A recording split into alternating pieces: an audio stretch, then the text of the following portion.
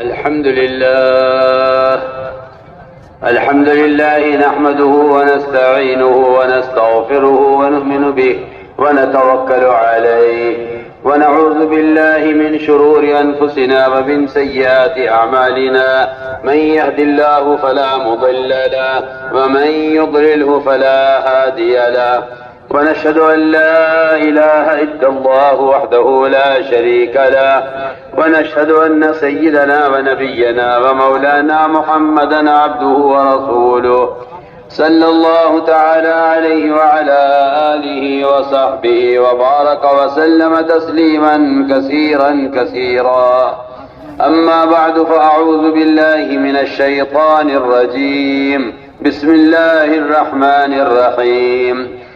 والذين جاهدوا فينا لنهدينهم سبلنا وإن الله لمع المحسنين. وقال الله سبحانه وتعالى إنما يعمر مساجد الله من آمن بالله واليوم الآخر وأقام الصلاة وآتى الزكاة ولم يخش إلا الله وعسى أولئك أن يكونوا من المهتدين. وقال عليه الصلاة والسلام لغدوة أو روحة في سبيل الله خير من الدنيا وما فيها. وقال عليه الصلاة والسلام من رأى منكم منكرا فليغيره بيده فإن لم يستطع فبلسانه فإن لم يستطع فبقلبه وذاك أضعف الإيمان أو كما قال عليه الصلاة والسلام. میرے انتہائی محترم بزرگوں دوست عزیزو، دنیا کا ایک اصول ہے کہ انسان جس لائن میں محنت کرتا ہے اسے اس لائن کی ہی خبر ہے. آپ سنان سے پوچھو زمیندارہ کیسے ہوتا ہے، کہتی مجھے کیا معلوم. آپ کاشتکار سے پوچھو بزنس کیسے ہوتا ہے، جی مجھے کیا معلوم. آپ کسی ڈاکٹر سے پوچھو کہ زمیندارہ کیسے ہوتا ہے، کہتی مجھے کیا معلوم. دنیا کا اصول ہے انسان جس لائن کی محنت کرتا ہے اسی لائن کی اس کو خبر بھی ہے، اسی لائن کا اس کو یقین بھی ہے. تاجر کہہ رہا ہے تجارت کر لو اس میں کامیابی ہے، زمیندار کہہ رہا ہے زمیندارہ کر لو میں اس میں کامیابی دیکھ رہا ہوں، حاکم کہہ رہا ہے سیاست میں آ جاؤ اس میں کامیابی اور عزت ہے. ہر انسان اپنی لائن کی محنت کی وجہ سے وہ اپنی لائن میں کامیابی کو عزت کو یقین نہیں کر رہا ہے اور دوسروں کو اس کی دعوت بھی دے رہا ہے. اب اس سے اندازہ کر لو کہ اس حقیر دنیا کا اصول یہ ہے کہ جو انسان اس میں محنت کرے گا اس سے کامیابی کا یقین ہوگا. تو اس سے اندازہ کر لو کہ پھر اللہ کے دین کی محنت کے بغیر دین سے کامیابی کا یقین حاصل ہو سکتا ہے. انسان جب دین کی محنت نہیں کرے گا تو دین سے کامیابی کا یقین کیسے پیدا ہو جائے گا. اس لیے سب سے پہلی بات یہ ہے انبیاء کی بعثت کا مقصد سے یہ ہے کہ بندہ اپنے اللہ کو پہچانے، اور اس کو پہچاننا یہ ہے کہ اس پر ایمان لائے. اور ایمان لانا یہ ہے، میں کہتا ہوں آپ سے بہت بنیادی بات، ایک مسلمان کا کافر ایک کافر کا مسلمان ہو جانا اور ایک آدمی کو اسلام میں آ جانا یہ ایمان لانا نہیں ہے، یہ اسلام لانا ہے. سمجھنا میں کیا کہہ رہا ہوں. یہ اسلام لانا ہے کہ ایک غیر آدمی ایک غیر مسلم نے اسلام قبول کر لیا ہے، یہ اسلام لانا ہے. ایمان لانا اس کو نہیں کہتے. ایمان لانا اسے کہتے ہیں کہ مومن روزانہ اپنا وقت فارغ کرے اللہ پر ایمان لانے کے لیے. ایمان لانے کسے کہتے ہیں؟ ایمان لانے صرف اس کو نہیں کہتے کہ آپ نے کلمہ لا الہ الا اللہ پڑھ لیا، نہیں. ایمان لانے اسے کہتے ہیں کہ بندہ اللہ تعالی کے احکام کو عملی طور پر پورا کرے. اللہ مجھ سے کیا چاہتے ہیں، اللہ کے فرائض کا ادا کرنا، اللہ کے حرام کی ہوئی چیز سے بچنا، اپنی ہر ضرورت کو سنت کے مطابق پورا کرنا، یہ سب ایمان کی علامتیں ہیں. اور یہی ایمان کیا اسی کو ایمان کہتے ہیں. میں کہتا ہوں اسی کو ایمان کہتے ہیں. مومن ہونا ایمان نہیں ہے، مطیع و فرما بردار ہونا ایمان ہے. حدیث میں فرمایا کہ مومن اللہ کی اطاعت میں نکیل پڑے ہوئے اونٹ کی طرح ہے. تو میرے دوستو عزیزو، جب ہر چیز کا حاصل کرنے کے لیے ایک عملی محنت ہے تو پھر سب سے بنیادی فریضہ ایمان، جس پر سارے فرائض کا مدار ہے، اس ایمان کا سیکھنا کتنا لازم اور ضروری ہوگا۔ سب سے بنیادی بات میں عرض کر رہا ہوں، اس کام کا بنیادی مقصد تھا اپنے ایمان میں کمال۔ ایمان کا کمال یہ ہے کہ بندہ اللہ تعالیٰ کے احکام کو پورا کرے۔ ایمان کا کمال یہ ہے کہ سر سے لے کر پیر تک مسلمان اپنے سر کے عمامے سے لے کر ٹخنے سے اونچا پاجامہ یا ٹخنے سے اونچی شلوار، یہاں تک مسلمان اپنے آپ کو مسلمان ظاہر کرے تو کہا جائے گا کہ یہ مومن ہے، کہا جائے گا یہ مومن ہے۔ عبادت سے لے کر تجارت تک، معاملات، معاشرے میں، دین کے تمام احکام میں، ہر ضرورت میں سنتوں کی پابندی کرنے والے کو مومن کہا جائے گا۔ ایک حدیث میں صاف فرمایا کہ تم میں وہ آدمی مومن ہے ہی نہیں۔ صاف بات ہے، قرآن نے بھی کہہ دیا، حدیث نے بھی کہہ دیا صاف، تم میں وہ آدمی مومن ہے ہی نہیں جس کی دنیا میں کوئی ایک چاہت نبی کی چاہت کے خلاف وہ مومن نہیں ہے۔ شکل کی چاہت، کپڑوں کی چاہت، شادی کی چاہت، کوئی چاہت تمہاری دنیا کی اگر نبی کی چاہت کے خلاف جا رہی ہے تو آپ مومن نہیں ہیں۔ پڑھیے، آپ حدیث پڑھیے۔ آپ تو دین سے جان چھڑانے کے لیے اور غیر مسلموں کے طریقوں کو اختیار کرنے کے لیے آپ تو یہ تعویلیں کرتے ہیں کہ یہ تو اس سے تو وہ ایمان مراد ہے، وہ والا ایمان مراد ہے، وہ والا ایمان مراد ہے، اس سے تو کامل ایمان مراد ہے۔ یہ سب بکواس ہے، یہ سب فضول کی باتیں ہیں، ورنہ حدیث میں صاف فرمایا کہ وہ آدمی مومن نہیں ہے جس کی ہر چاہت نبی کی چاہت کے تابع نہ ہو جائے، مومن نہیں ہے۔ آدمی اپنی شکل دیکھ لے، میرا چہرہ نبی کے چہرے کے مطابق ہے یا نہیں؟ آدمی اپنا لباس دیکھ لے، تیرا لباس نبی کے لباس کے مطابق ہے تو تو مومن ہے، اور اگر تیرا لباس نبی کے لباس کے مطابق نہیں ہے تو حدیث کہہ دے کہ تو مومن نہیں۔ ہماری تو یہ بنیادی غلطی ہے کہ ہم نے ایمان کو صرف فرائض کے ادا کرنے تک سمجھا ہوا ہے، یہ ہماری بنیادی غلطی ہے۔ مومن اسے کہتے ہیں جو سر سے لے کر پیر تک سنتوں سے اتنا بھرا ہوا ہو اور ایسا مزین ہو کہ اس کی شکل سے دیکھ کر کہا جائے یہ مومن ہے۔ آپ پولیس والے دیکھے کہتے پولیس والا ہے کیوں؟ اس کے پولیس والے کے کیا پیشانی پر لکھا ہوا ہے پولیس والا؟ نہیں، آپ دور سے اس کی وردی دیکھ کر کہتے ہیں پولیس والا ہے۔ میں کہتا ہوں کہ دنیا میں مسلمان ہر شعبے کے اعتبار سے اپنی علامت رکھتا ہے، لیکن مسلمان ہونے کی علامتوں کو ضائع کر چکا ہے۔ ہم پہلی بات عرض کر رہے کہ ہمیں ایمان چاہیے۔ یہ ایمان کیسے حاصل ہوگا؟ یہ ایمان کیسے حاصل ہوگا؟ اس ایمان کی تکمیل کے لیے گشت ہے، اس ایمان کی تکمیل کے لیے دعوت ہے۔ انہیں قرآن نے صاف کہہ دیا ہے کہ دوسروں کو نیکی پر آمادہ کرنا اور دوسروں کو برائی سے بچانے کی کوشش کرنا، بس یہ ایک واحد ذریعہ ایمان کی تکمیل کا ہے۔ آپ چاہے جتنے بھی دیندار ہوں، آپ جتنے تہجد گزار ہوں، آپ جتنے چاہے وظیفے پڑھتے ہوں، آپ جتنی چاہے نیک اعمال کرتے ہوں، مگر یہ بات پورا مجمع اچھی طرح سن لے کان کھول کر کہ دوسروں کو بھلائی پر آمادہ کرنے کی کوشش کیے بغیر اور دوسروں کو منکر سے بچانے کی کوشش کیے بغیر کوئی آدمی ایمان کے کمال تک نہیں پہنچ سکتا۔ یہ بالکل قرآن حدیث میں صاف کر دیا گیا ہے، علماء نے صاف لکھا ہے۔ ایک آدمی اتنی نمازیں پڑھتا ہے کہ اس کی پیشانی سیاہ ہو جائے، اتنا روزہ رکھتا ہے کہ اس کے ہونٹ خشک پڑ جائیں نفلی روزوں سے، زکوٰۃ اور قرض ادا کرتے، علماء نے لکھا ہے کہ اسلام میں ایمان کا کمال، اسلام میں ایمان کی علامت صرف یہ نہیں ہے، اسلام میں ایمان کی علامت یہ ہے کہ آپ کیا لوگوں کو بھلائی کا حکم کرتے ہیں۔ ہم تو آپ سے کھل کر کہتے ہیں سب سے، تبلیغ میں گشت کا موضوع اور تبلیغ میں یہ ملاقاتیں اور ایک کے پاس چل کر جانا اور اس کا ہاتھ پکڑ کر اس کو اس کے منکر کے ماحول سے نکال کر آپ شراب کے اڈے سے اٹھا کر مسجد میں لے آئیں۔ آپ کسی کو شراب کے اڈے سے اٹھا کر اسے مسجد میں لے آئیں، اس کو کہتے ہیں نہی المنکر، کہ آپ نے اس کو منکر سے روکا ہے۔ آپ پمفلیٹ صاحب کی تقسیم کرا دو کہ شراب پینا حرام ہے، یہ کوئی دعوت نہیں، یہ کوئی دعوت نہیں ہے۔ آپ پمفلیٹ صاحب کے تقسیم کرا دو اور بازاروں میں جگہ جگہ دکانوں پہ چپکا دو کہ سود کھانا حرام ہے، تاکہ بازار والے سود سے بچ جائیں۔ میں آپ کو ایک اچھی مثال دیتا ہوں، میری باتوں جو سننا وہ میں آپ کو اچھی مثال دیتا ہوں۔ ایک شخص ہے، بازار میں اس کی دکان ہے چینی کی، شکر کی، شکر میں چیٹے آتے ہیں، مکوڑے آتے ہیں، چونٹیاں آتی ہیں بہت، یہ پریشانی ہے کیسے ہٹاؤں؟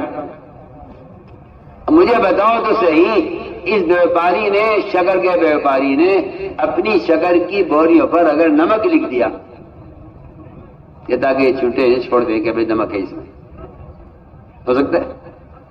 بہانہ میں کوئی جواب تو دے میری بات کا، بھائی کتنی اہم بات کر رہا ہوں، ارے بولو تو صحیح، کچھ آنا تو کرو، وہ لکھ دے، ہر بوری پر نمک لکھ دے، ہر بوری پر نمک لکھ دے۔ مجھے بتا دو تم، یہ چینٹے اس بوری کو چھوڑ دیں گے نمک لکھا ہوا دیکھ کر؟ میں آپ سے کہتا ہوں اللہ کی قسم، اس سے زیادہ مسلمان کے منہ کو سود لگا ہوا ہے۔ آپ سود کا اشتہار لگا دو کہ سود کھانا حرام ہے، آپ کہیں گے میری ذمہ داری پوری ہو گئی۔ میں کہتا ہوں تیرے پوسٹر کی حیثیت اس شکر کی بوری پر نمک لکھنے سے زیادہ نہیں ہے۔ اصل مسئلہ حرام حلال بتلانا امر معروف نہیں ہے، حرام کو حرام بتلانا نہی منکر نہیں ہے۔ ایک آدمی سے کوشش کر کے نماز پڑھوا لینا، یہ کہا جائے گا کہ آپ نے امر معروف کیا ہے۔ ایک آدمی کو کوشش کر کے شراب کے اڈے سے اٹھا کر مسجد میں لے آ کر اس سے شراب چھڑوا دینا، اس کو کہا جائے گا کہ آپ نے دعوت کا فریضہ ادا کیا ہے، کہ آپ نے ایک آدمی کو منکر سے روک دیا۔ منکر سے روکنا دعوت ہے، منکر سے روکنا دعوت ہے۔ نماز ادا کرانے کی کوشش کرنا ایک مسلمان سے، اسے کہا جائے گا کہ آپ نے امر معروف کیا ہے۔ حدیث میں صاف ہے، میں تو حدیث سے کہہ رہا ہوں کہ سارے مسلمان نے کشتی کے سوار ہیں، گناہ منکر کرنے والے کشتی میں سوراخ کرنے والے ہیں۔ اگر آپ نے ہاتھ پکڑ لیا اس کا سوراخ کرنے والے کا تو آپ بچ جائیں گے، اور اگر آپ نے اس کا ہاتھ نہ پکڑا تو آپ غرق ہو جائیں گے۔ حدیث ہے، میں تو حدیث سے کہہ رہا ہوں۔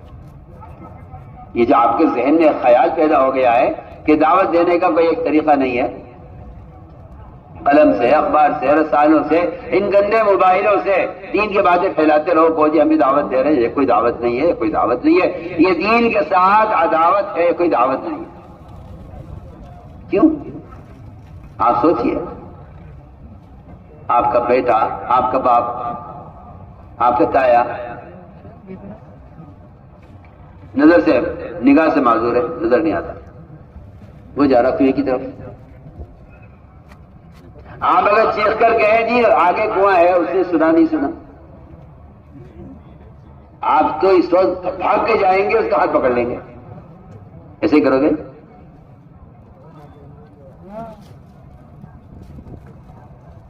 یا آپ کہہ دو گے تو آگے کنویں کے منڈے پہ پاس بورڈ لگا ہوا ہے کہ آپ کنواں ہے، ادھر نہ ادھر بتاؤ، اس نے دیکھا ہی نہیں، یا تو یہ نابینا ہے یا اتنا خیال ہی نہیں کیا اس طرف، آپ دوڑ کر اس کا ہاتھ پکڑیں گے کہ کوئی میں نہ گر جائے۔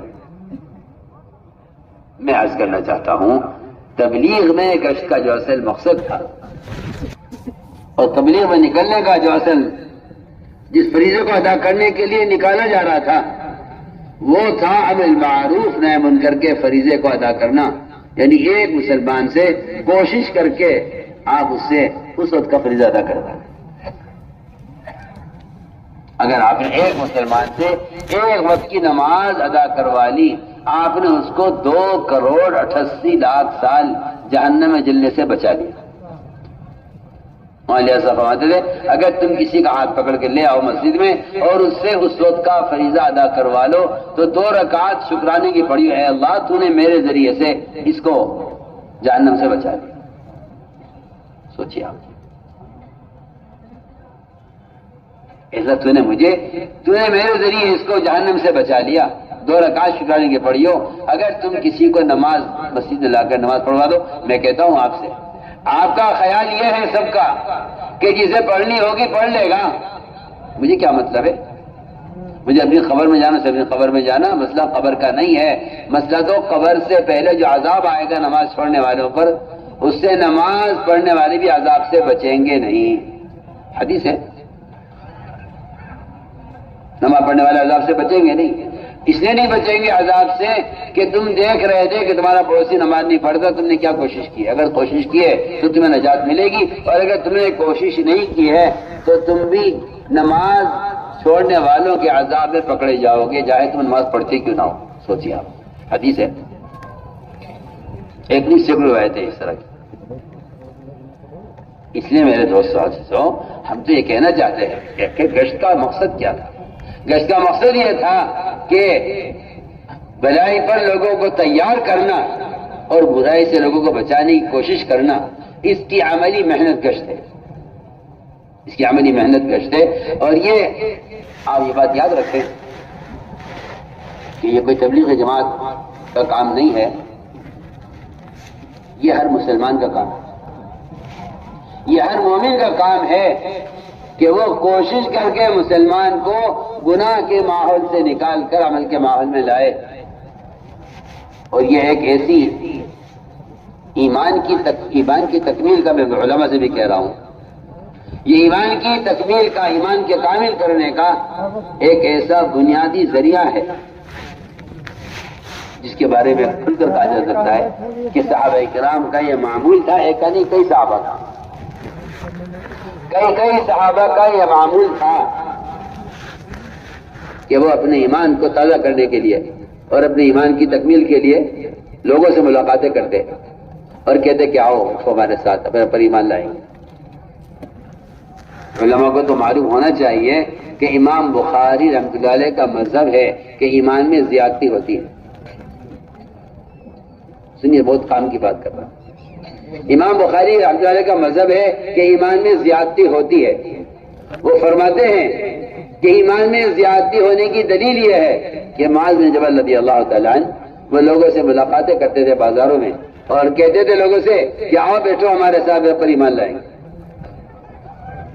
عبداللہ بن رواحہ ایک سے خوشامد کر کے کہتے ادھر دیکھو میری طرف، ایک خوشامد کرتے، اٹھو ہمارے ساتھ، چلو ہمارے ساتھ اب پر ایمان لائیں گے۔ مجھے آپ بتاؤ تو صحیح، کوئی آدمی کسی گڑھے میں پڑا ہوا ہے، کوئی کسی کنویں میں گر گیا ہے، آپ میری بات کا جواب دیں، آپ ایک پرچہ لکھ کر ڈال دیں کنویں میں کہ بھائی آپ باہر آ جاؤ، یا آپ کنویں پر کھڑے ہو کے تقریر کر دیں، بیان کر دیں، اس کو نکلنے کی ترغیب دے کے آ جائیں، اس سے آپ اس کی جان بچ جائے گی؟ کیا خیال ہے آپ؟ کیا آپ کے ترغیب دینے سے، بتانے سے بھائی آپ باہر آ جاؤ، آپ کنویں بھی گرے ہوئے ہو، مر جاؤ گے، آپ باہر آ جاؤ، کیا آپ کے بیان سے کوئی فائدہ ہوگا یا اس کی جان بچ جائے گی آپ کی ترغیب دینے سے؟ اس کو تو سہارا چاہیے، اس کو تو سہارا چاہیے نکلنے کو۔ میں کہتا ہوں گشت کا موضوع تھا یہ کہ مسلمان کو گناہ کے ماحول سے اٹھا کر عمل کے ماحول میں لایا جائے، یہ گشت کا موضوع ہے، اور یہ ایمان کی تکمیل کا ایک صحابہ کرام کا معمول ہے۔ کیوں؟ اس لیے کہ یہ بات قرآن حدیث سے صاف کرتی ہے بالکل کہ امر معروف و نہی منکر کی عملی محنت، چاہے وہ مدارس میں ہو رہی ہو، چاہے وہ خانقاہوں میں ہو رہی ہو، اس کی عملی محنت سے یہ فریضہ ادا ہوتا ہے، اور اس فریضے کا ادا کرنا ہی صرف ایمان کی تکمیل کا سبب ہے۔ اس فریضے کا ادا کرنا ہی صرف ایمان کی تکمیل کا سبب ہے۔ آپ جتنے چاہے معمولات کرتے ہوں، آپ کتنے چاہے دیندار ہوں، مگر یہ بات واضح ہے کہ ہر مسلمان کے ایمان کی تکمیل وہ دوسروں کو نیکی پر آمادہ کرنا ہے، سیدھی بات ہے۔ اس لیے میرے دوستو عزیزو، یہ پہلی بات ہو گئی ہے، کیونکہ چھ صفات ہیں، یہ 6 نمبر نہیں ہیں۔ ان صفات کو اندر پیدا کرنے کی ایک عملی مشق ہے جس کو میں نے پہلے بیان کر دیا کہ اب ہمارا کام یہ ہے کہ لوگوں کو دعوت دے کر جہاں یقین بگڑ رہے ہیں، جہاں اللہ کے غیر کو بولنا، سوچنا، سننا سب کام ہی یہی رہ گیا ہے تاجر کہہ رہا تجارت سے ہوتا ہے، زمیندار کہتا ہے زمینداری سے ہوتا ہے. اس یقین کو موڑنے کے لیے اور غلط یقین سے صحیح یقین کی طرف لانے کے لیے ان کی جگہ کو بدلنا پڑے گا کہ یہ چھوڑ کر یہاں مسجد میں آئیں اور یہاں اللہ کے گھر میں بیٹھ کر اللہ کی بڑائی کو سنیں. سوچیے آپ، کوئی آدمی کسی وزیر کوٹھی میں جائے، اس کی کوٹھی کو دیکھ کر اس کی وزارت کا تاثر پیدا ہوگا. کوئی کسی مالدار کے محل میں جائے، اس کے محل کو دیکھ کر اس کے مال کا تاثر پیدا ہوگا. کوئی آدمی کسی فقیر کے جھوپڑے میں جا کر بیٹھے، اس کے جھوپڑے کو دیکھ کر اس کے فقر کا اندازہ ہوگا، اس سے متاثر ہوگا. جب آدمی دنیا کی مختلف چیزوں سے وہاں آ کر تاثر لیتا ہے تو جو اللہ کے گھر میں بیٹھ کر اللہ کی بڑائی کو سنے گا، کیا اس کے دل میں اللہ کا تاثر نہیں پیدا ہوگا؟ یہ بات طے شدہ بات ہے اللہ کی قسم کہ اللہ کے ساتھ تعلق پیدا کرنے کی صرف مسجد ہی جگہ ہے. اگر آپ بازاروں میں اور آپ گھروں میں اور آپ محلوں میں اور آپ لوگوں کی غفلت کی جگہوں پر دین کی باتیں پہنچا رہے ہیں تو میں آپ سے قسم کھا کر کہہ سکتا ہوں کہ اس سے عمل کی استعداد پیدا نہیں ہوگی. اگر آپ نشر و اشاعت کے ذریعے اور موبائل میں لوگوں تک دین کی بات پہنچا رہے ہیں تو میں کہتا ہوں خدا کی قسم اس سے عمل کی استعداد پیدا نہیں ہوگی. ہاں دینی معلومات نشر ہو جائیں گی، میں کچھ کہہ رہا ہوں. عمل کی استعداد پیدا کرنا دعوت کا مقصد ہے. دین کی بات لوگوں تک پہنچا دینا یہ کوئی تبلیغ نہیں ہے، کوئی تبلیغ نہیں. میں آپ سے کھل کر کہہ رہا ہوں، کوئی تمہارے ایسا کا ملفوظ بیان کر رہا ہوں. آپ ملاقاتیں کر کے دین کی بات کان میں ڈال دے لوگوں کے مہلیہ فرماتے یہ کوئی تبلیغ نہیں ہے. یہ کان میں بات ڈالنا تبلیغ نہیں ہے، دل میں بات کا اتارنا تبلیغ ہے. اور یہ بات طے شدہ ہے، قرآن اس سے بھرے ہوئے ہیں کہ بات کے دل میں اترنے کی جگہ اللہ نے صرف مسجد کو بنایا ہے. مسجد کے علاوہ کوئی جگہ نہیں ہے جہاں بات دل میں اتر جائے. مسجد کے علاوہ کوئی جگہ نہیں. جو اس کا انکار کرے وہ حدیث کا انکار کر رہا ہے. جو اس کا انکار کر رہا ہے وہ محمد صلی اللہ علیہ وسلم کے طریقے تربیت کا انکار کر رہا ہے. میں آپ سے کھل کر بات کر رہا ہوں. آپ پڑھیے حدیث. قرآن کی آیت ہے حدیث کے ساتھ. آپ نے فرمایا کہ سارے ایمان والے مسجد کی آباد کرنے والے ہیں. اس آیت کے ساتھ حدیث کو بیان کیا آپ صلی اللہ علیہ وسلم نے فرمایا جس کو تم مسجد میں کثرت سے آتے جاتے دیکھو اس کے مومن ہونے کی گواہی دے دو کہ ہاں یہ مومن. انصافی بات. تو میں نے عرض کیا کہ اصل تربیت مقصود ہے. اصل تربیت مقصود ہے. گشت کا موضوع دین کی بات پہنچانا نہیں ہے. گشت کا موضوع ہے مسجد کے ماحول میں کسی طرح مسلمان کو پہنچانا. گشت کا موضوع ہے. اس لیے کہ آپ صلی اللہ علیہ وسلم کا یہ معمول تھا کہ آپ صلی اللہ علیہ وسلم نئے آنے والوں کو مسجد کے ماحول میں رکھا کرتے تھے. نئے آنے والوں کو مسجد کے ماحول میں رکھتے تھے.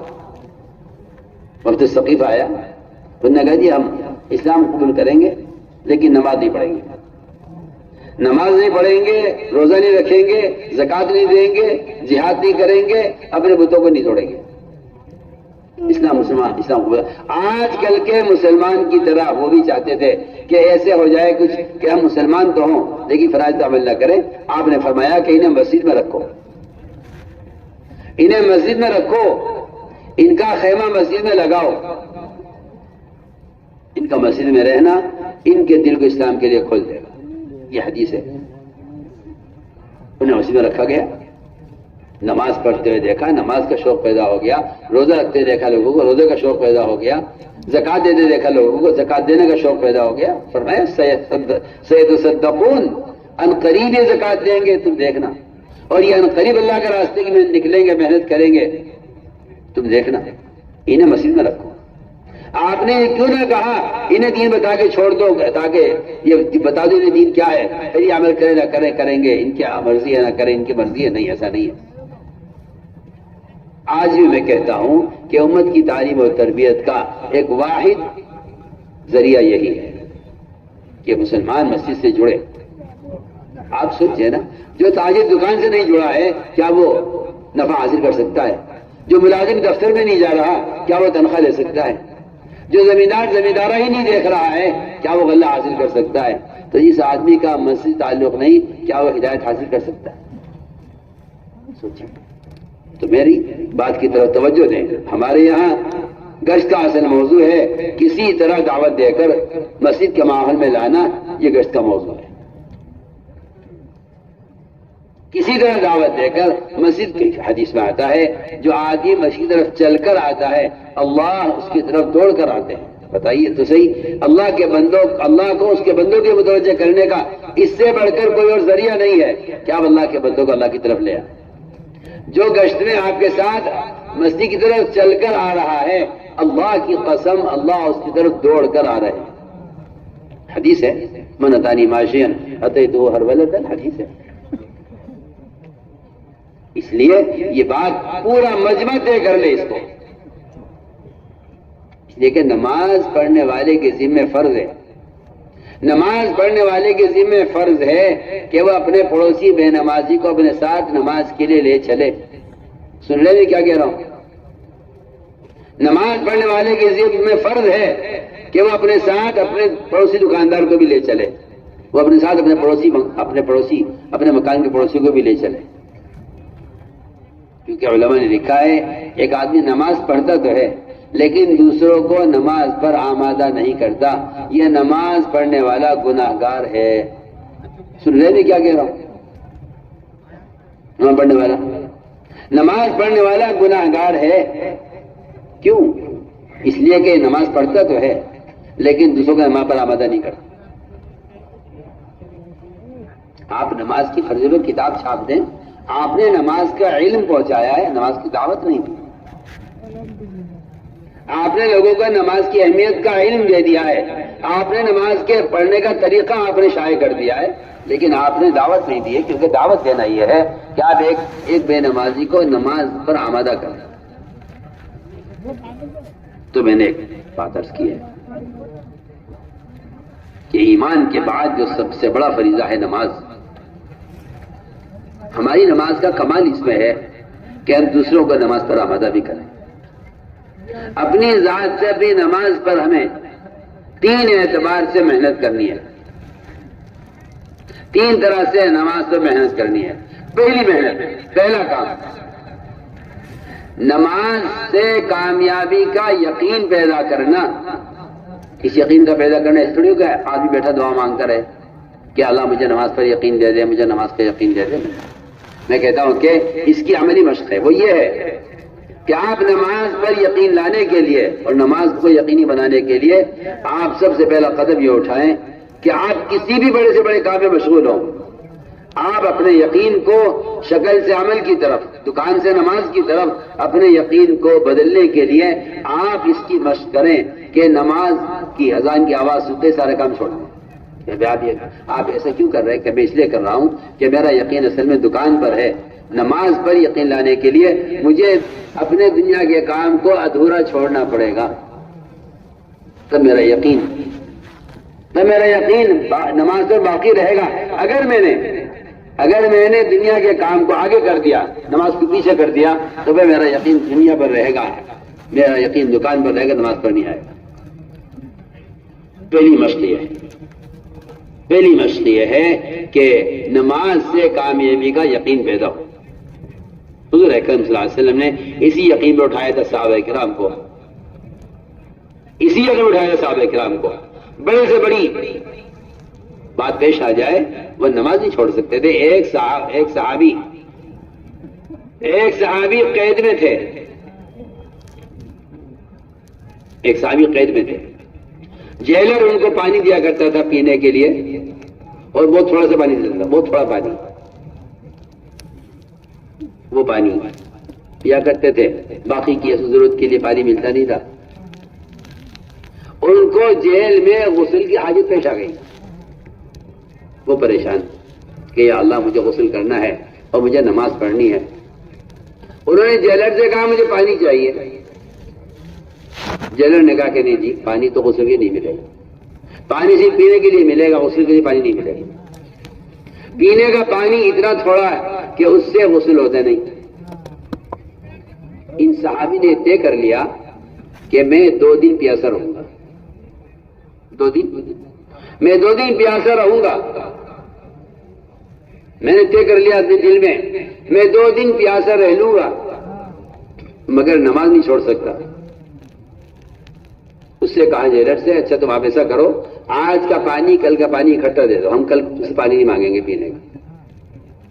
اور یہ فیصلہ کر لیا صاحب نے اپنے دل میں کہ میں 48 گھنٹے پیاسا رہ لوں گا. سنیے تو صحیح، کہاں پیاس کہاں نماز. ہم تو معمولی کام کی نماز چھوڑ دیں. ادھر اذان مغرب کی ہوئی، ادھر گاہک آ گیا. اللہ کیوں لایا گاہک؟ تمہیں رزق دینے کے لیے. تم بے وقوف ہو. تمہیں کسی جاہل نے سکھلایا ہے کہ اللہ تمہیں رزق دینے کے لیے تمہارے پاس گاہک کو لاتے ہیں. اللہ گاہک رزق لینے کے لیے نہیں لاتے. اللہ گاہک کو رزق دینے کے لیے نہیں لاتے. اللہ گاہک کو اس لیے لاتے ہیں میں دیکھنا چاہتا ہوں میرے بندے کے یہاں اس وقت نماز مقدم ہے یا گاہک مقدم ہے. اگر یہ نماز کو چھوڑ کر گاہک میں لگ جائے تو اللہ تعالیٰ اسے اسلام سے محروم کر دیں گے اور اس کے ساتھ اللہ کا کوئی وعدہ نہیں ہے. اور اگر یہ گاہک کو چھوڑ کر نماز کے لیے آ جائے تو اللہ فرماتے ہیں میں ایسے کا رزق دوں گا جہاں اس کا بھگوان بھی نہیں پہنچے گا. تو میں نے عرض کیا کہ ادھر نماز، ادھر دکان، ادھر گاہک آ گیا نماز کے وقت. آپ اس گاہک کو چھوڑ کر نماز کے لیے آ جائیں. یہ تو معمولی سی دکان کے لیے معمولی کام کے لیے نماز چھوڑ دے گا. اور ایک اور مرض پیدا ہوا ہے مسلمانوں میں کہ بھائی جماعت سے نماز پڑھنا کوئی فرض تو ہے نہیں، پڑھ لیں گے بعد میں، ابھی تو یہ کام ہو رہا ہے. نماز کے وقت گاہک آ گیا، مسجد میں اذان ہوئی، آپ مسجد کی طرف جانے کو تھے، اچانک گاہک آ گیا. آپ کی دکان پہ کسٹمر آ گیا، آپ نماز کے لیے جاتے جاتے رک گئے. اللہ مجھے معاف فرمائے، کوئی جاہل ہوگا جو آپ سے یہ کہے گا کہ بھائی دیکھو ایسا ہے کہ سود کا کام بہت ضروری ہے، اور رہا جماعت کی نماز، جماعت سے نماز پڑھنا کوئی تو فرض تو ہے نہیں، سنت ہے، اور اس وقت یہ تم کام کر لو بعد میں نماز پڑھ لیں. سنیے آپ مولانا یوسف صاحب جی بات فرماتے، مولانا صاحب فرماتے تھے کہ یہ اذان تمہیں نماز کا ٹائم بتانے کے لیے نہیں ہو رہی ہے. اذان نماز کا ٹائم بتانے کے لیے نہیں ہے، کیونکہ نماز کے ٹائم تو بہت پہلے بتا دیے گئے تھے جب نماز دی گئی تھی ہجرت سے پہلے. اذان نماز کا ٹائم بتانے کے لیے نہیں ہے. اذان تو عدالت کا سمن ہے. اذان کیا ہے؟ بولو کیا سن رہے تم، میں کیا کہہ رہا؟ اذان کیا ہے؟ اذان عدالت کا سمن ہے. اگر تم سمن پر نہ آئے تو تمہیں ویسے گرفتار کر لیا جائے گا. اذان کوئی اعلان ہے نماز کا. اذان کوئی تمہیں ٹائم بتانے کے لیے ہو رہی ہے. اذان اللہ کی طرف سے پکار ہے.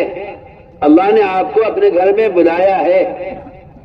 حی علی الصلاۃ حی علی الفلاح کا جو اعلان ہو رہا ہے وہ آپ کو مسجد میں آپ کو بلایا ہے. آپ اگر کسی عدالت کا سمن آ جائے، آپ کو بلایا جائے اور آپ وقت حاضر نہ ہو، بتائیے آپ کے خلاف وارنٹ کٹیں گے، آپ کو دکان سے گرفتار کر لیا جائے گا کہ آپ کو ہم نے بلایا تھا، آپ کیوں نہیں آئے. سوچیے آپ یہ کہہ رہے کہ ابھی تو اذان ہوئی ہے. لوگ مسجد کی نماز ذرا سی بہانے سے چھوڑ دیتے ہیں.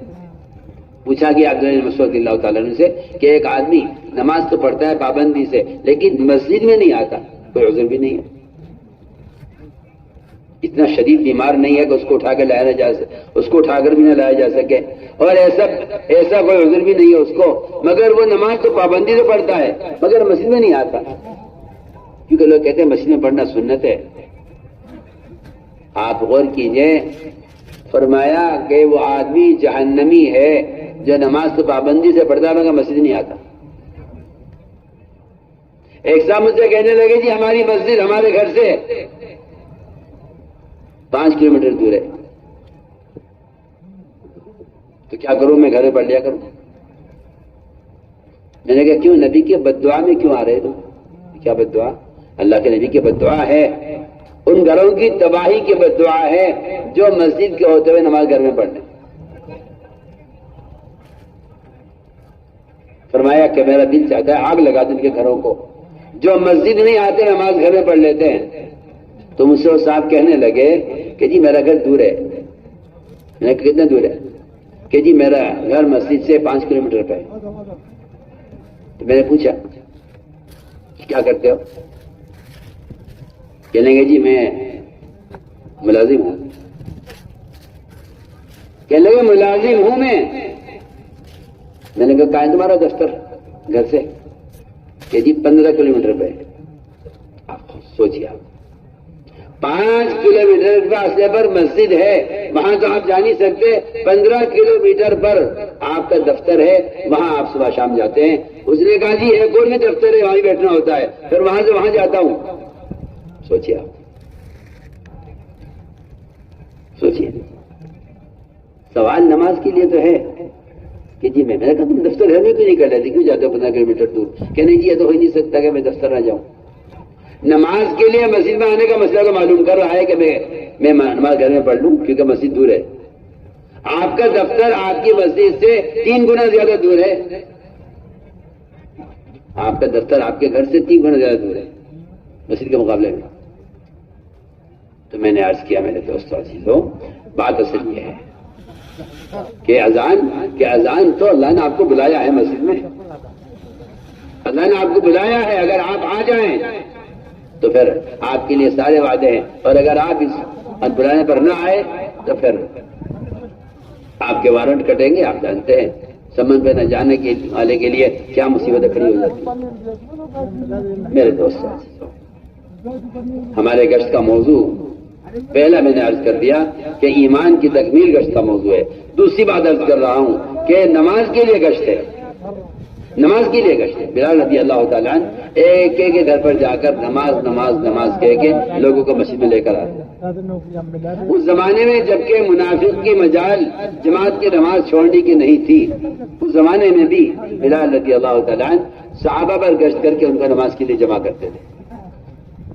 آج جبکہ مسلمانوں کی اکثریت نماز چھوڑے ہوئے، تو میں نے عرض کیا پہلی مشق نماز پر یہ ہے کہ نماز پر یقین آئے. دوسری مشق یہ ہے نماز پر کہ نماز کا ظاہر ٹھیک کرو. کیوں بھائی؟ نماز کا ظاہر ٹھیک کرنے کے لیے جماعت میں کرنا کیا ضروری ہے؟ بازار میں کتاب ملتی ہے نماز کا طریقہ، بازار میں کتاب ملتی ہے نماز کا طریقہ، وہ لے لوں گا سیکھ لوں گا اس سے. اس کے لیے جماعت میں کرنا کیا ضروری ہے؟ میں آپ کو بہت کام کی بات آپ سے کہہ رہا ہوں. سوال اس کا نہیں ہے کہ آپ کو نماز پڑھنی آتی نہیں پڑھنی آتی.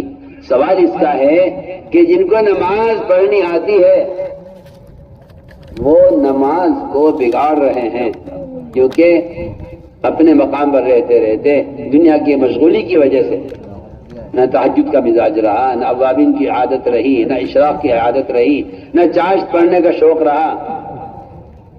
جماعت میں نکلنا اس لیے ہے کہ کچھ وقت کے لیے سارے کاروبار چھوڑ کر، سارے کاموں کو چھوڑ کر میں کچھ وقت عمل کے ماحول میں رہوں تاکہ میری نماز میں کمال پیدا ہو جائے. سنیے آپ، عمر رضی اللہ تعالیٰ عنہ صحابہ کو اللہ کے راستے میں نکالا کرتے تھے یہ کہہ کر کہ میں تمہیں اس لیے بھیج رہا ہوں اللہ کے راستے میں تاکہ تمہاری نماز میں کمال پیدا ہو جائے. یہ عمر رضی اللہ عنہ زمانے میں جن صحابہ نے آپ صلی اللہ علیہ وسلم نماز پڑھی ہوگی ان کی نماز ہم سے کتنی اچھی ہوگی. عمر رضی اللہ عنہ یہ کہہ کر نکال دیں ان کو جماعت میں کہ تاکہ تمہاری نماز میں کمال پیدا ہو جائے، یہ کہہ کر عمر رضی اللہ تعالیٰ عنہ انہیں جماعت میں نکالا کرتے. کیا بات ہے؟ آدمی اپنی جگہ مقام پر رہتے رہتے دنیا ایسی اس پر غالب آ جاتی ہے اور عام نوافل کا تہجد کا مزاج ختم ہو جاتا ہے. 4 مہینے جب سارے دنیا کے دھندے چھوڑ کر آدمی مسجد کے ماحول میں رہے گا 4 مہینے، وقت پر تہجد ملے گی، وقت اوابین ملے گی، اور آہستہ آہستہ ہماری نمازوں میں کمال اس لیے کہ فرائض میں کمال پیدا ہوتا ہے نوافل سے. فرائض میں کمال پیدا ہوتا ہے نوافل سے. ہم نوافل کو چھوڑ دیتے ہیں یہ کہہ کر کہ ان کا پڑھنا کوئی ضروری نہیں ہے، اور ویسے بھی اور بھی تقاضے میرے پاس بڑے اہم تقاضے ہیں، فرصت نہیں ہے کہ تہجد پڑھتے نہیں کیونکہ دن بھر تھکتے ہیں دنیا کے لیے، رات کو پڑھ کے سو جاتے ہیں. قرآن نے بھی حدیث نے بھی مومن اور مشرک کے درمیان ایک فرق تہجد کا بھی کیا ہے. سنیے تو صحیح، قرآن بھی حدیث نے بھی مومن مشرک کے درمیان فرق تہجد کا کیا ہے کہ مشرک تو وہ ہے جو پوری رات پڑھ کر سوئے گا صبح تک، لیکن مومن وہ ہے کہ رات کو اس کا پہلو بستر سے دور رہے گا رات کے قیام اور تہجد میں. عبداللہ بن رواحہ رضی اللہ عنہ فرماتے ہیں عبداللہ بن رواحہ فرماتے ہیں کہ مومن اور کافر کا فرق یہ ہے کہ مومن وہ تو رات کو بستر سے دور رہے گا رات کے قیام میں، اور کافر وہ ہے اذا استثقلت بالمشرکین المضاجع کہ ان کے بدن سے ان کے بستر بھاری رہیں گے، بوجھل رہیں گے صبح تک. یہ مشرکین اپنے بستر چھوڑتے نہیں ہیں رات کے قیام میں. مومن وہ ہے جو رات کو بستر سے دور رہتا ہے رات کے قیام اور تہجد میں. میرے دوستو، یہ ایک بنیادی بات میں عرض کر رہا ہوں کہ اپنی نمازوں کو ٹھیک کرنے کی مشق کرو. رکو کیسے کروں، سجدہ کیسے کروں، امام صاحب مفتی صاحب آپ بتا دو میرا رکو درست ہو رہا ہے یا نہیں ہو رہا ہے، میں سجدہ ٹھیک کر رہا ہوں نہیں کر رہا ہوں، ہاتھ کہاں رہنی چاہیے، پیر کی انگلیاں کدھر رہنی چاہیے. سجدے میں پیر کی انگلیاں اگر قبلے کی طرف نہیں ہیں، سنو، سجدے میں اگر پیر کی انگلیاں قبلے کی طرف نہیں ہیں تو آپ کے پیر گناہوں کی طرف اٹھیں گے، کیونکہ آپ نے اپنے اعضاء کو نماز میں رخ پر رکھا نہیں ہے. جو نماز میں ادھر ادھر دیکھے گا وہ نماز کے بعد نامحرم کو بھی دیکھے گا، کیونکہ تو نے نماز میں اپنی نظر کی مشق نہیں کی ہے. تو نے کہا جائز ہے نماز میں ادھر ادھر دیکھ سکتے ہیں، مسئلہ جائز ناجائز کا ہمارے ہے ہی نہیں. جائز کوئی راستہ ہی نہیں ہے چلنے کا، جائز کوئی راستہ ہی نہیں ہے چلنے کا. اصل تو سنت ہے کہ سنت نماز کیا ہے. آپ نے نماز میں نگاہ کو کہاں رکھنے کا حکم دیا ہے؟ آپ اگر بیت اللہ کے سامنے کھڑے ہیں نماز پڑھ رہے ہیں تو آپ کو اجازت نہیں ہے کہ آپ نماز میں بیت اللہ کو دیکھیں، کیونکہ آپ کے بدن کو متوجہ ہونا ہے بیت اللہ کی طرف، نظر کو دل کو متوجہ نہیں ہونا بیت اللہ کی طرف. جبکہ کعبہ ہے، اللہ کا گھر ہے، مگر نماز میں گنجائش نہیں ہے اس کی کہ آپ بیت اللہ کو دیکھیں یا بیت اللہ کو سوچیں، بالکل نہیں. نہ دل متوجہ کر سکتے ہیں بیت اللہ کی طرف، نہ آنکھ قبلے کی. آپ آنکھ رکھے سجدے کی جگہ پر، چاہے آپ بیت اللہ کی دیوار کے آگے کھڑے ہوئے ہیں، آپ بیت اللہ کو نہیں دیکھیں گے نماز میں، ورنہ آپ کی نماز کامل نہیں. سوچیے آپ میں کیا کہہ رہا ہوں. تو میں نے عرض کیا کہ نماز پر ایسی مشق کرنی پڑے گی. عام طور سے لوگوں کا حال یہ ہے کہ جب رکوع سے اٹھتے ہیں سجدے میں چلے جاتے ہیں.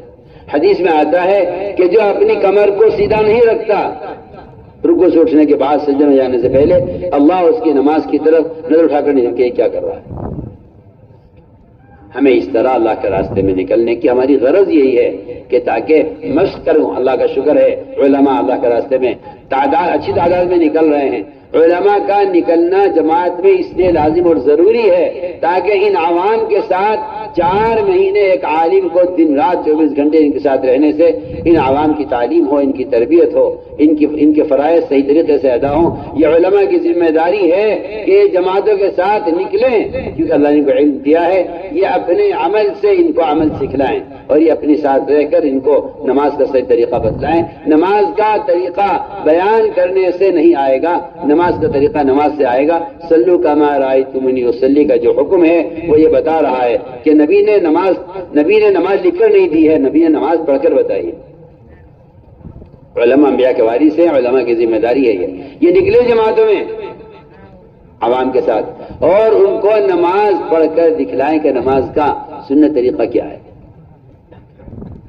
اس طرح ہمیں اپنی نمازوں پر یہ دوسری مشق کرنی ہے. تیسری مشق یہ ہے کہ نماز سے ہی مسائل کو حل کرنے کی مشق کرو. مشق یہ نہیں کہ کوئی ضرورت پیش آ گئی تو دیکھیں گے نماز. مشق کرو. جب بھی کوئی حاجت پیش آئے پہلے 2 رکعت نماز، جب بھی کوئی مسئلہ پیش آئے پہلے 2 رکعت نماز، جب بھی کوئی حادثہ پیش آ جائے پہلے 2 رکعت نماز.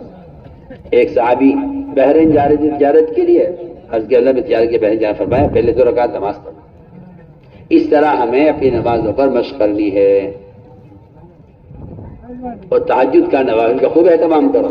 اللہ تعالیٰ فرماتے ہیں میرا بندہ نوافل کے ذریعے میرا اتنا قریب ہو جاتا ہے کہ میں خود اس کے اعضا بن جاتا ہوں. اس لیے ہمیں نوافل کا خوب اہتمام کرنا ہے، کیونکہ نوافل کی کثرت سے بندے کا جو ہے بندہ گناہوں سے محفوظ رہتا ہے اور اس کی برکتیں بھی رات کے قیام اور تہجد میں ہیں. اس طرح ہمیں اللہ کے راستے میں نکل کر ابھی نمازوں میں یہ مشق کرنی ہے 3 اعتبار سے. نماز کا ظاہر درست ہو، نماز کو ہر کام پر مقدم کرے تاکہ یقین نماز پر آئے. اور تیسری بات جو میں نے عرض کی کہ نماز کا طریقہ کار ٹھیک ہو اور نماز سے مسائل کو حل کروائیں. اس طرح ہمیں تین اعتبار سے اپنی نمازوں پر مشق کرنی ہے. میرے دوستوں، یہ نماز جب درست ہوگی جب نماز کا صحیح علم حاصل کیا جائے. آدمی دنیا کا کوئی کام کرتا ہے، اس کا طریقوں سے معلوم نہیں ہوتا، وہ کام درست نہیں ہوتا. لوگ کہتے ہیں ہم نے غلط طریقے سے کیا، پہلے معلوم کرتے اس کا طریقہ کیا ہے. ایک ڈاکٹر آپ کو دوا دے رہا ہے، وہ دوا کا طریقہ لکھ کر دیتا ہے، یہ گولی آپ کو اس وقت کھانی ہے، یہ دوا کھانے کی ہے، یہ لگانے کی ہے. اگر آپ اس کو نہ سمجھے تو بتائیے کتنا نقصان ہو جائے گا. ہر ایک مسلمان کا یہ نہ جاننا کہ نماز کا صحیح طریقہ کیا ہے، ہمیں چاہیے کہ اس کا علم حاصل کریں. علم دو قسم کا ہے، فضائل کا اور مسائل کا. فضائل کا علم وعدوں کا یقین پیدا کرنے کے لیے ہے اور مسائل کا علم عمل کو صحیح طریقے سے ادا کرنے کے لیے ہے. اس لیے فضائل کی تعلیم کا خوب اہتمام کیا جائے تاکہ ہمارے دل میں عمل کی قیمت تو معلوم ہو. ہمیں دنیا کی قیمت معلوم ہے، عمل کی قیمت معلوم نہیں ہے. تو اسی لیے آپ غور کر لیجئے کہ آدمی عمل کو ضائع کر دیتا ہے دنیا کے لیے، دنیا کو ترجیح دیتا ہے آخرت پر، کیونکہ عمل کی قیمت معلوم نہیں. تو میں نے عرض کیا کہ فضائل کی تعلیم سے ہمارے اندر عمل کا شوق پیدا ہوگا اور عمل پر جو وعدے اللہ نے کیے ہیں ان وعدوں کا یقین دل میں پیدا ہوگا. اس کے لیے فضائل کی تعلیم، فضائل اعمال مع فضائل صدقات، ظہر کے بعد کی تعلیم میں فضائل اعمال مع فضائل صدقات، اور اس کے ساتھ قرآن کو صحیح کرنے کا حلقہ قائم کیا جائے. یہ روزانہ کا کام ہوگا جماعت کا اللہ کے راستے میں نکل کر. اور صبح کی تعلیم میں اہتمام سے منتخب احادیث پڑھی جائے. یہ ایک تعلیم کی وہ بنیادی کتاب ہے جو اہمیت تبلیغ میں 6 نمبروں کی ہے، وہ اہمیت تبلیغ میں منتخب احادیث کی ہے. یہ دعوت کا یہ کام، اس کی 6 صفات مشہور ہے، ساری دنیا جانتی ہے. کسی غیر مسلم پوچھو گے بھائی تبلیغ کا 6 نمبر کیا ہے، میں کہتا ہوں اس زمانے کے غیر مسلم بتا دے گا 6 نمبر کیا ہے. مولانا صاحب درالی نے ان صفات کو سمجھنے کے لیے اور ان کو بیان کرنے کے لیے یہ احادیث کا مجموعہ تیار کیا ہے، منتخب احادیث. یہ ہماری تعلیم کی بنیادی اہم کتاب ہے. ہمیں فضائل اعمال کے ساتھ ساتھ منتخب احادیث سے تعلیم کا بڑا اہتمام کرنا ہے. تو صبح کی تعلیم میں منتخب پڑھی جائے گی ہر جگہ، کسی ملک میں ہو، کسی علاقے میں ہو، کسی مرکز میں ہو، کسی صوبے میں ہو، کہیں بھی ہو. صبح کی تعلیم منتخب احادیث. آپ کی جماعت کہیں بھی چلی جائے، آپ کے ہماری تعلیم کا طریقہ ہی ہے. اور ظہر کے بعد کی تعلیم میں فضائل اعمال مع فضائل صدقات، اس کے ساتھ قرآن کی تصدیق کا حلقہ ہو اور اس کے بعد 6 صفات کا مذاکرہ ہو احادیث کی روشنی میں. یہ 3 کام ہمیں اللہ کے راستے میں نکل کر ظہر کی تعلیم میں کرنے ہیں. صبح کی تعلیم اور تعلیم کے ساتھ ایک بنیادی عمل یہ ہے کہ تعلیم کا طریقہ کیا ہو. تعلیم کا طریقہ اور سنت طریقہ ہے. حضور اکرم صلی اللہ علیہ وسلم کا معمول تھا جب آپ کوئی اہم بات فرماتے تھے اس کو 3 مرتبہ دہراتے تھے. کیوں 3 مرتبہ دہراتے؟ ایک مرتبہ آدمی متوجہ ہوتا ہے، دوسری مرتبہ میں سنتا ہے، تیسری مرتبہ میں بات یاد ہو جاتی ہے. 3 مرتبہ آپ حدیث کو دہرایا کرتے تھے تاکہ آپ کی بات کو اچھی طرح سمجھ لیا جائے. ہمارے تعلیم کرانے والے اس کا خیال کریں کہ جب وہ حدیث پڑھیں تو عربی عبارت علماء ہیں تو پڑھیں. عوام کو عربی عبارت نہیں پڑھنی چاہیے، وہ اس کے الفاظ صحیح ادا نہیں کر پاتے. اگر وہ عالم ہے تو اس کو چاہیے کہ وہ عربی عبارت 1 مرتبہ پڑھے اور ترجمہ حدیث کا 3 مرتبہ ٹھہر کر سمجھا کر اپنی طرف سے تعلیم میں بات نہ کی جائے. تعلیم میں اپنی بات کرنا، یہ اللہ کے نبی کے بات پر اپنی بات کو مقدم کرنا ہے. بیان کے وقت بیان ہو، تعلیم کے وقت صرف تعلیم ہو.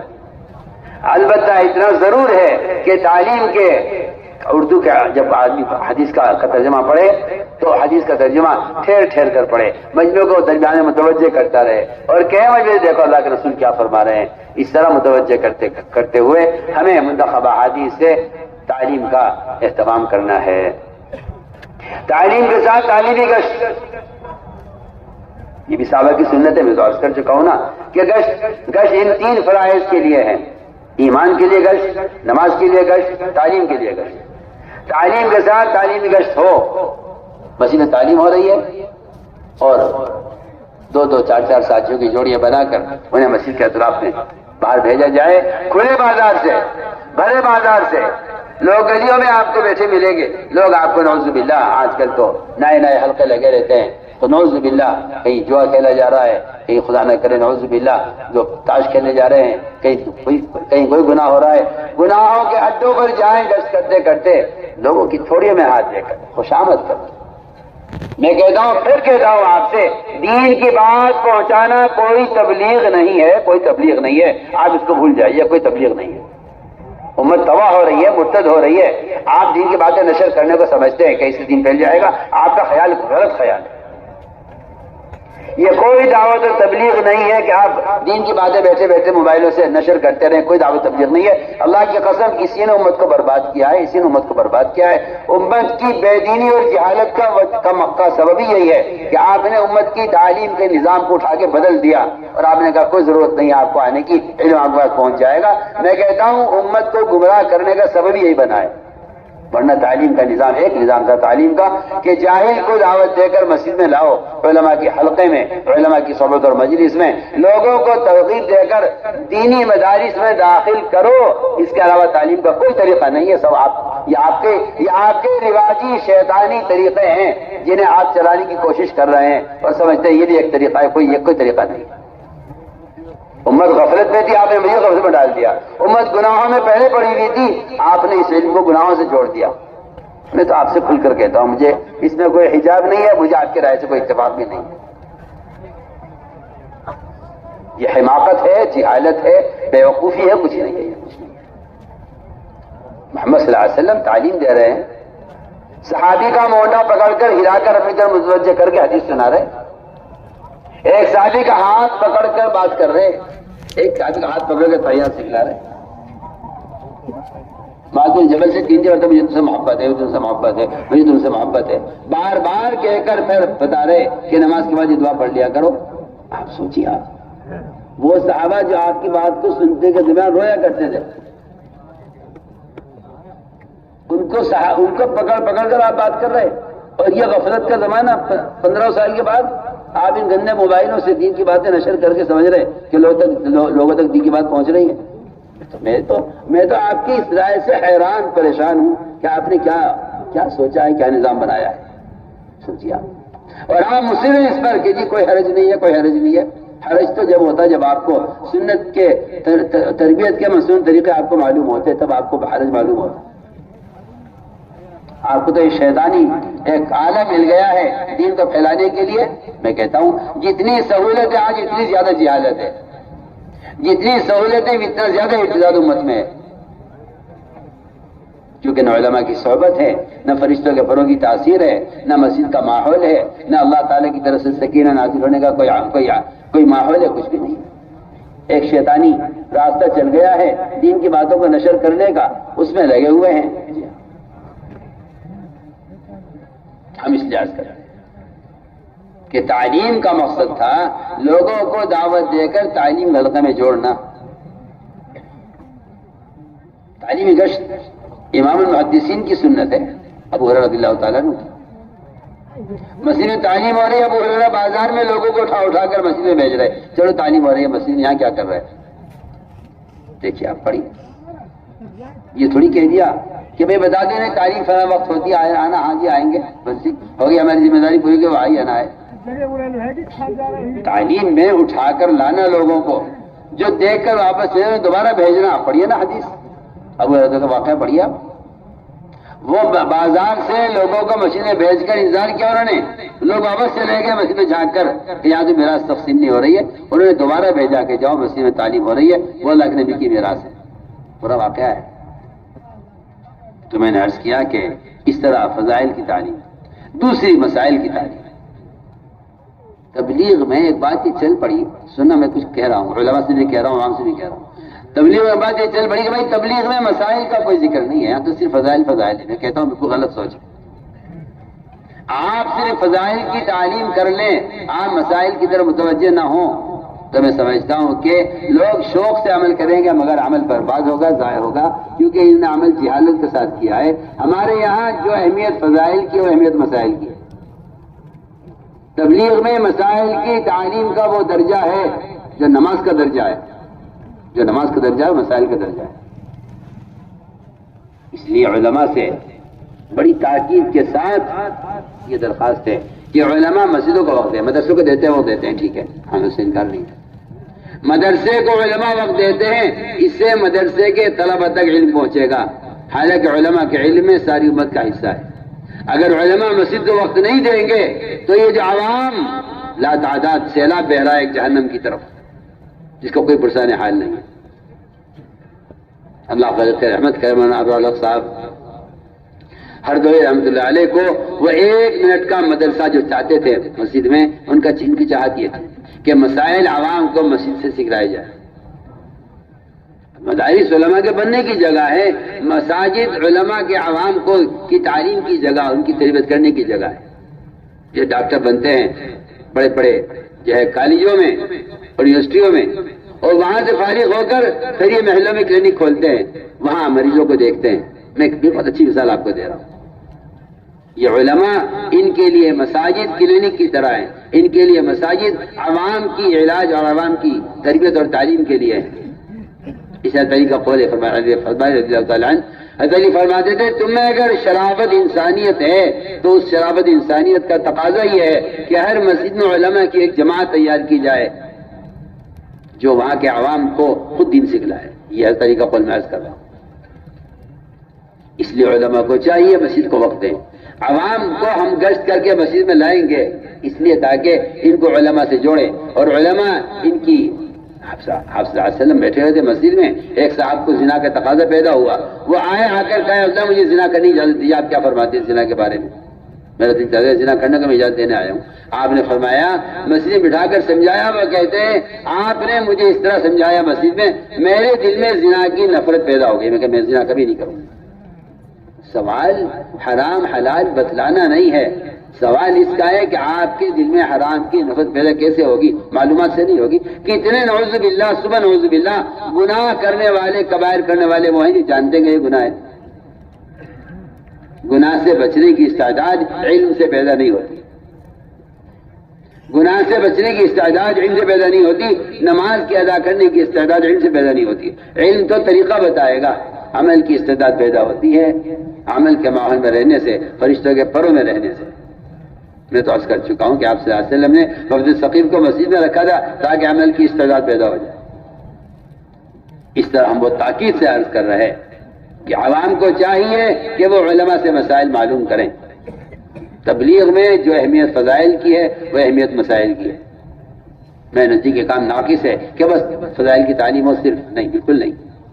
کسی عمل کا اعتبار نہیں ہے جب تک وہ عمل علم کے مطابق نہ ہو۔ اس لیے ہمیں چاہیے کہ ہم علماء کے ساتھ اپنا تعلق قائم کریں، اور خروج میں خاص طور پر کہہ رہا ہوں کہ 4 مہینے کی جماعت علماء لے کر پھریں، اس لیے کہ علماء کی یہ نقل و حرکت یہ امت کے جہل کا مشاہدہ کرنے اور امت کی جہالت کو اور امت کی بیماریوں کو دیکھنے کا یہ بہترین جو ہے، میں کہتا ہوں کہ یہ بہترین موقع ہے، اور اس سے زیادہ بہتر اور کوئی شکل مجھے اس سے بہتر کوئی شکل مجھے نہیں آتی جس میں زیادہ سے زیادہ عوام کا علماء کے ساتھ اختلاط کا موقع مل جائے۔ مدارس اپنی جگہ ہیں سر آنکھوں پر، ان کی ضرورت ہے، وہ ایک بنیادی فریضہ ہے۔ اور یہ بات اب یاد رکھیں، کسی ملک یا کسی ضلع میں یا کسی صوبے میں اسلام کا اگر بقا ہے تو وہ دینی مدارس سے ہے۔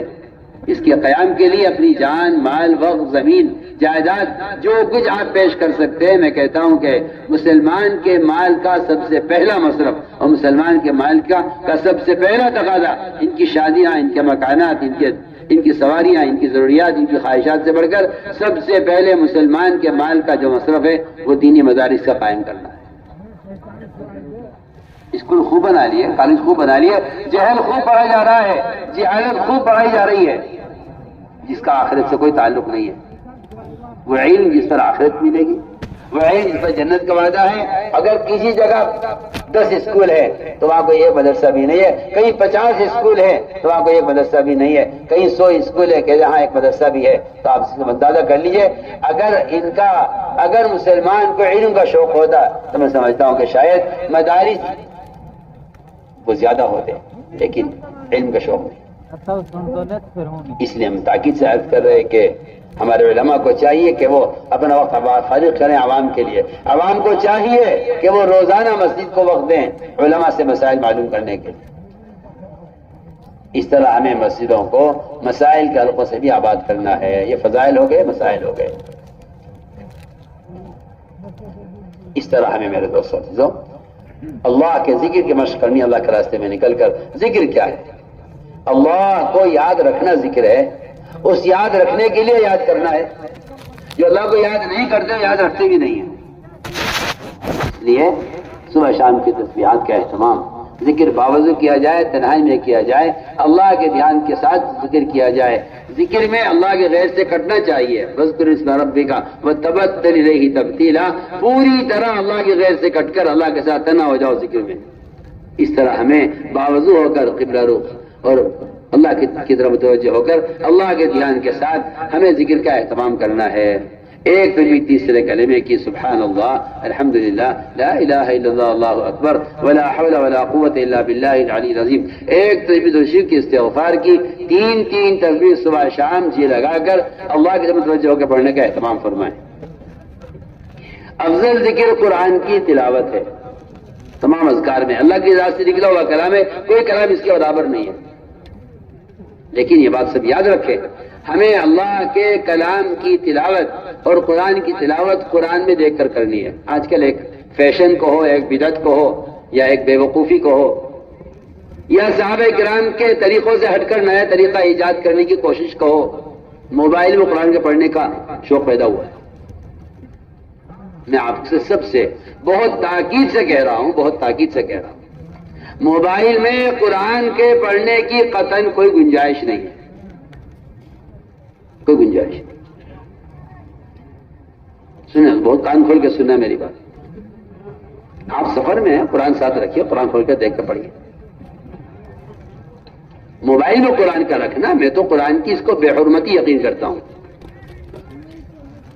حضرت تھانوی رحمۃ اللہ علیہ فرماتے ہیں قرآن کا ریڈیو پر سننا ناجائز ہے، اور اس کے سننا، قرآن کا ریڈیو پر سننا قرآن کی بے حرمتی ہے. بلکہ لکھا ہے کہ سننے والوں کو روکنا واجب ہے. کیوں؟ قرآن کا ادب، قرآن کا احترام. سوچیے صحیح آپ، ہمارے بڑے کیا کہہ گئے. قرآن کو ریڈیو پر اسی میں گانا آ رہا، اسی میں قرآن آ رہا. ادھر کو گھما دو سوئی، گانا چلنے لگے. قرآن ادھر کو گھما دو، وہ تو مشین ہے. قرآن سن رہے ہوں گے آپ، قرآن کے بیچ میں گانا شروع ہو جائے گا. عجیب الٹی کھوپڑی کے لوگ ہیں. جھوٹی تعویلیں کرنا، باتیں بنانا، بجائے اس کے کہ آپ صحابہ کو تھامیں، صحابہ کے طریقے کو پکڑیں اور امت کو صحابہ کے طریقے پر لانے پر کوشش کریں. آپ نئے شوشے چھوڑ کر اور نئے طریقے ایجاد کر کے صحابہ کے طریقوں کو ملیا میٹ کریں اور نئے طریقے ایجاد کریں. اس کی کیا ضرورت ہے؟ کیوں؟ سنیے، میں کچھ کہہ رہا ہوں. دیکھ لیجیے، آپ ریڈیو دیکھ لیجیے، آپ موبائل دیکھ لیجیے. ایک اسٹیشن پر بعض مرتبہ لوگوں نے بتایا کہ جی کچھ کا کچھ آ جاتا ہے. یہ تو ہوا چل رہی ہے، ادھر کی ہوا ہو گئی، قرآن کی آواز آنے لگی، ادھر کی ہوا چل گئی، گانے کی آواز آنے لگی. سن لو، میں تو آپ سے کھل کر کہہ رہا ہوں. ایسا معلوم ہوتا ہے کہ مسلمان جتنا وقت آگے بڑھ رہا ہے محمد صلی اللہ علیہ وسلم سے اور صحابہ سے، ان کے طریقوں سے نفرتیں اور نئے طریقوں سے محبتیں پیدا ہو رہی ہیں. ایسا مجھے معلوم ہوا. سنیے، آپ موبائل میں قرآن پڑھ رہے ہیں. سوچیے، آپ غور کریں، میں کچھ کہنا چاہتا ہوں. اپنے ماں باپ کی تصویر آپ قرآن میں نہیں رکھ سکتے. آپ کہتے ہیں ادب کے خلاف. اور آپ سینکڑوں ننگی تصویروں میں، سینکڑوں ننگی فلموں میں آپ اس قرآن کو رکھ کے خوش ہو رہے ہیں کہ اس میں کیا آ رہا ہے. سوچیے، سوچیے اس کی ضرورت کیا پیش ہے. آپ کے ہاتھ میں قرآن ہوتا، ہر دیکھنے والے کے لیے آپ کی قرآن، ہاتھ میں قرآن ہونا ہر دیکھنے والے کے لیے تلاوت کی عملی دعوت بنتا. نہیں، آدمی ذرا سا تھوڑا سا عقل سے سوچے. اس قرآن کو محمد صلی اللہ علیہ وسلم کے قلب پر اتارنے کے لیے، جبکہ آپ صلی اللہ علیہ وسلم اتنے پاک ہیں، آپ اتنے پاک ہیں کہ آدم علیہ السلام سے لے کر آپ کے والد تک درمیان میں آپ کے نسب میں کہیں شرک نہیں ہے۔ سنو، میں کچھ کہنا چاہتا ہوں، توجہ سننا بات میری، درمیان میں کہیں شرک نہیں۔ آپ اتنے پاک ہیں، اتنے پاک ہیں آپ صلی اللہ علیہ وسلم، آپ اتنے پاک ہیں کہ آپ کے آدم علیہ السلام سے لے کر آپ کے والد تک کہیں درمیان میں شرک نہیں ہے۔ وَيَنْقُلَ أَحَدٌ نُورًا عَظِيمًا تَلَأْلَأَ فِي وُجُوهِ السَّاجِدِينَ تَقَلَّبَ فِيهِمْ قَرْنًا فَقَرْنًا إِلَىٰ أَنْ جَاءَ خَيْرُ الْمُرْسَلِينَ۔ شاعر کہتا ہے کہ آپ صلی اللہ علیہ وسلم کا نور انبیاء کی پیشانیوں میں چمکتا رہا اور سجدے کرنے والوں کی پیشانیوں میں چمکتا رہا ہر زمانے میں، اور وہ نبیوں سے نبیوں میں منتقل ہوتا رہا یہاں تک آپ تشریف لے آئے۔ یہ شعر کا خلاصہ ہے جو میں نے پڑھا ہے۔ وَيَنْقُلَ أَحَدٌ نُورًا عَظِيمًا تَلَأْلَأَ فِي وُجُوهِ السَّاجِدِينَ تَقَلَّبَ فِيهِمْ قَرْنًا فَقَرْنًا إِلَىٰ أَنْ جَاءَ خَيْرُ الْمُرْسَلِينَ۔ اس شعر کا خلاصہ یہ تھا کہ آپ تو نور ہیں، آپ کا یہ نور، اللہ اکبر، اتنے پاکیزہ ہیں آپ صلی اللہ علیہ وسلم کے پسینے کو،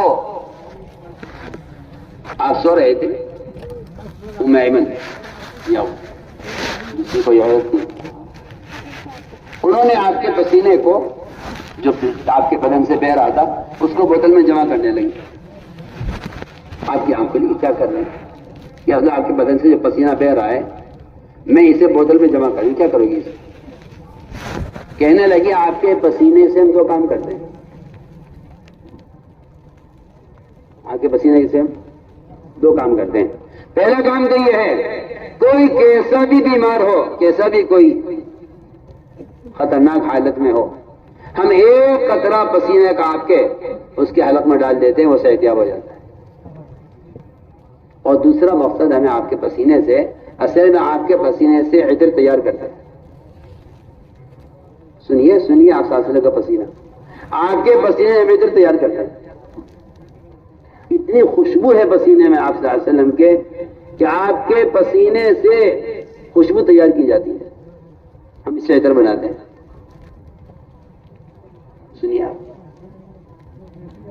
جس کا پسینہ اتنا پاکیزہ، جس کا پیشاب ایسا ہو کہ آپ نے پیشاب رکھا کر کے ایک پیالے میں، صحابی اس کو پی گئے اس خیال سے کہ شاید پانی رکھا ہوا ہے، پیشاب کی بو ہوتی ہے پیشاب کا کہ اندر اس کا ذائقہ ہی اور اس کی خوشبو ہی بتا رہی ہے کہ یہ پیشاب ہے، لیکن آپ صلی اللہ علیہ وسلم کے پیشاب صحابی نے پیا، ان کو اس بات کا احساس بھی نہیں ہوا کہ یہ پیشاب ہے۔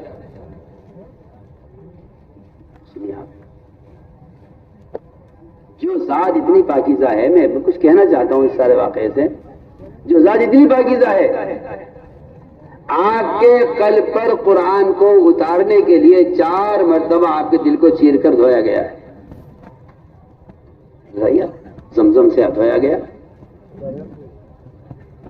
زمزم کی وجہ یہ بھی ہے کہ حوض کوثر کا پانی بے شک بہت افضل ہے، لیکن جبرائیل حوض کوثر کا پانی نہیں لائے آپ کے دل کو دھونے کے لیے، جبرائیل زمزم لے کر آیا آپ کے قلب کو دھونے کے لیے، کیونکہ حوض کوثر کا جو پانی ہے وہ کسی مجاہدے سے نہیں نکلا ہے، زمزم کا جو پانی ہے وہ ابراہیم علیہ السلام کی قربانی، اسماعیل صاحب کی قربانی سے نکلا ہے، یہ آپ کی ابن امجد کی قربانی ہے، جو پانی اس قربانی سے نکلا ہے اس پانی سے آپ کا دل دھویا گیا ہے۔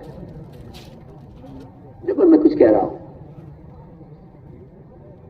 4 مرتبہ ثابت ہے، 4 مرتبہ آپ کے دل کو چاک کر کے، سینہ چاک کر کے دھویا گیا ہے، کیوں؟ اس میں قرآن اتارنا ہے۔ سوچیے آپ، غور کیجیے، میں کچھ کہہ رہا ہوں، جس محمد صلی اللہ علیہ وسلم کے قلب کو 4 مرتبہ دھویا گیا ہے، اس میں قرآن اتارنے کے لیے آپ نے اس قرآن کو موبائل میں اتار لیا۔ سوچیے آپ کی عقل کیا کہتی ہے؟ چھوڑیے آپ مسائل بعد میں معلوم کرنا کسی سے، اپنے دل سے فتویٰ لیجیے نا، آپ کا دل کیا کہتا ہے؟ سوچیے آپ، جس قرآن کو نبی کے دل پر اتارنے کے لیے اتنے پاکیزہ دل کو بھی 4 مرتبہ دھویا گیا ہے قرآن اتارنے کے لیے اس کے اندر، آپ اس کو موبائل میں اتار کے بڑے خوش ہیں، اسی میں فلمیں آ رہی ہیں، اسی میں ننگی تصویر آ رہی ہیں، اسی میں قرآن ہے۔ ایک صاحب نے تو مجھے مجھ سے کہا جی دیکھ لیجیے، آپ لوگ انکار کرتے ہیں آپ کی بات کا، آپ خود دیکھ لیجیے۔ اس نے دکھایا آدھے اسکرین پر سورہ فاتحہ ہے، آدھے اسکرین پر ایک ننگی عورت کی تصویر ہے۔ بتائیے آپ پڑھ رہے ہیں قرآن، کیا آ رہا ہے جی اس میں؟ بتائیے آپ۔ جب ذکر تبتل چاہتا ہے کہ آپ نماز پڑھنے میں بیت اللہ کے سامنے کھڑے ہو کر بھی بیت اللہ سے کٹ کر اللہ کے دھیان سے نماز پڑھیں، تو بتائیے جب قرآن افضل ذکر ہے تو کیا اس میں موبائل سے کٹنے کا کیا حکم ہوگا؟ سوچیے آپ۔ بس اسم ربک، اللہ کا نام جب آپ لیں، جب آپ ذکر کریں تو اللہ کے غیر سے کٹ جائے بری طرح۔ میں کہتا ہوں، آپ سے سوال کرتا ہوں، میں آپ سے سوال کر رہا ہوں، جب ذکر کرنے میں بیوی سے بچوں سے کٹنے کا حکم ہے تو بتائیے تو صحیح قرآن کے پڑھنے میں اس گندے آلے سے کٹنے کا کیا حکم ہوگا؟ سوچیے آپ۔ پتہ نہیں کیوں آئی ہے دماغ میں، یہ عقل میں کیوں آئی آپ کے، اور آپ اس پر مصر ہیں، آپ اس پر مصر ہیں کہ آپ کہتے ہیں کوئی حرج نہیں۔ اس میں میری بات توجہ طلب ہے بہت۔ آپ قرآن پڑھ رہے ہیں، بیوی سے بچوں سے سب سے آپ کو کٹ جانا چاہیے اللہ کا کلام پڑھنے کے دوران۔ سوچیے جب عام ذکر میں اللہ کے غیر سے کٹنے کا حکم ہے تو جو ذکر اللہ کی ذات سے نکلا ہے قرآن، اس میں اللہ کے غیر سے کٹنے کا کیا حکم ہوگا؟ پھر آپ نے قرآن کی تلاوت کو ایک ایسے آلے سے جس میں غفلت ہی غفلت ہے، جس میں گناہ ہی گناہ بھرے ہوئے ہیں، اسے آپ نے جوڑ لیا اور لے کے بیٹھے ہوئے آپ، اور آپ ماننے کو تیار نہیں ہے، اور آپ کے پاس دلائل ہے۔ میں کہتا ہوں پوچھر دلائل ہیں، خامخواہ کی فضول کی بات ہے۔ قادسیہ کی جنگ میں صحابہ نے قرآن ساتھ رکھا ہوا تھا، اس قرآن پر اللہ نے مدد کی اور فتح دیے صحابہ کو۔ میں آپ سب سے کہتا ہوں، حلف دے کر کہتا ہوں، آپ سے عہد لے کر کہتا ہوں کہ اللہ کے لیے اس کی کوئی ضرورت نہیں ہے۔ آپ سفر میں ہو، ٹرین میں ہو، بس میں ہو، قرآن ہاتھ میں لیجیے، قرآن کھول کر دیکھ کر پڑھیے۔ ہر دیکھنے والے کے لیے آپ کی قرآن کی تلاوت کا اجر بڑھتے چلا جائے گا، ہر دیکھنے والے کے عمل کا اجر آپ کو ملے گا۔ اگر کسی نے آپ کو قرآن ہاتھ میں دیکھ کر ارادہ بھی کر لیا تلاوت کا، مگر تلاوت کی نہیں، مگر ارادہ بھی کر لیا، اس کے ارادے کا بھی آپ کو اجر ملے گا۔ سمجھ آ گئی بات؟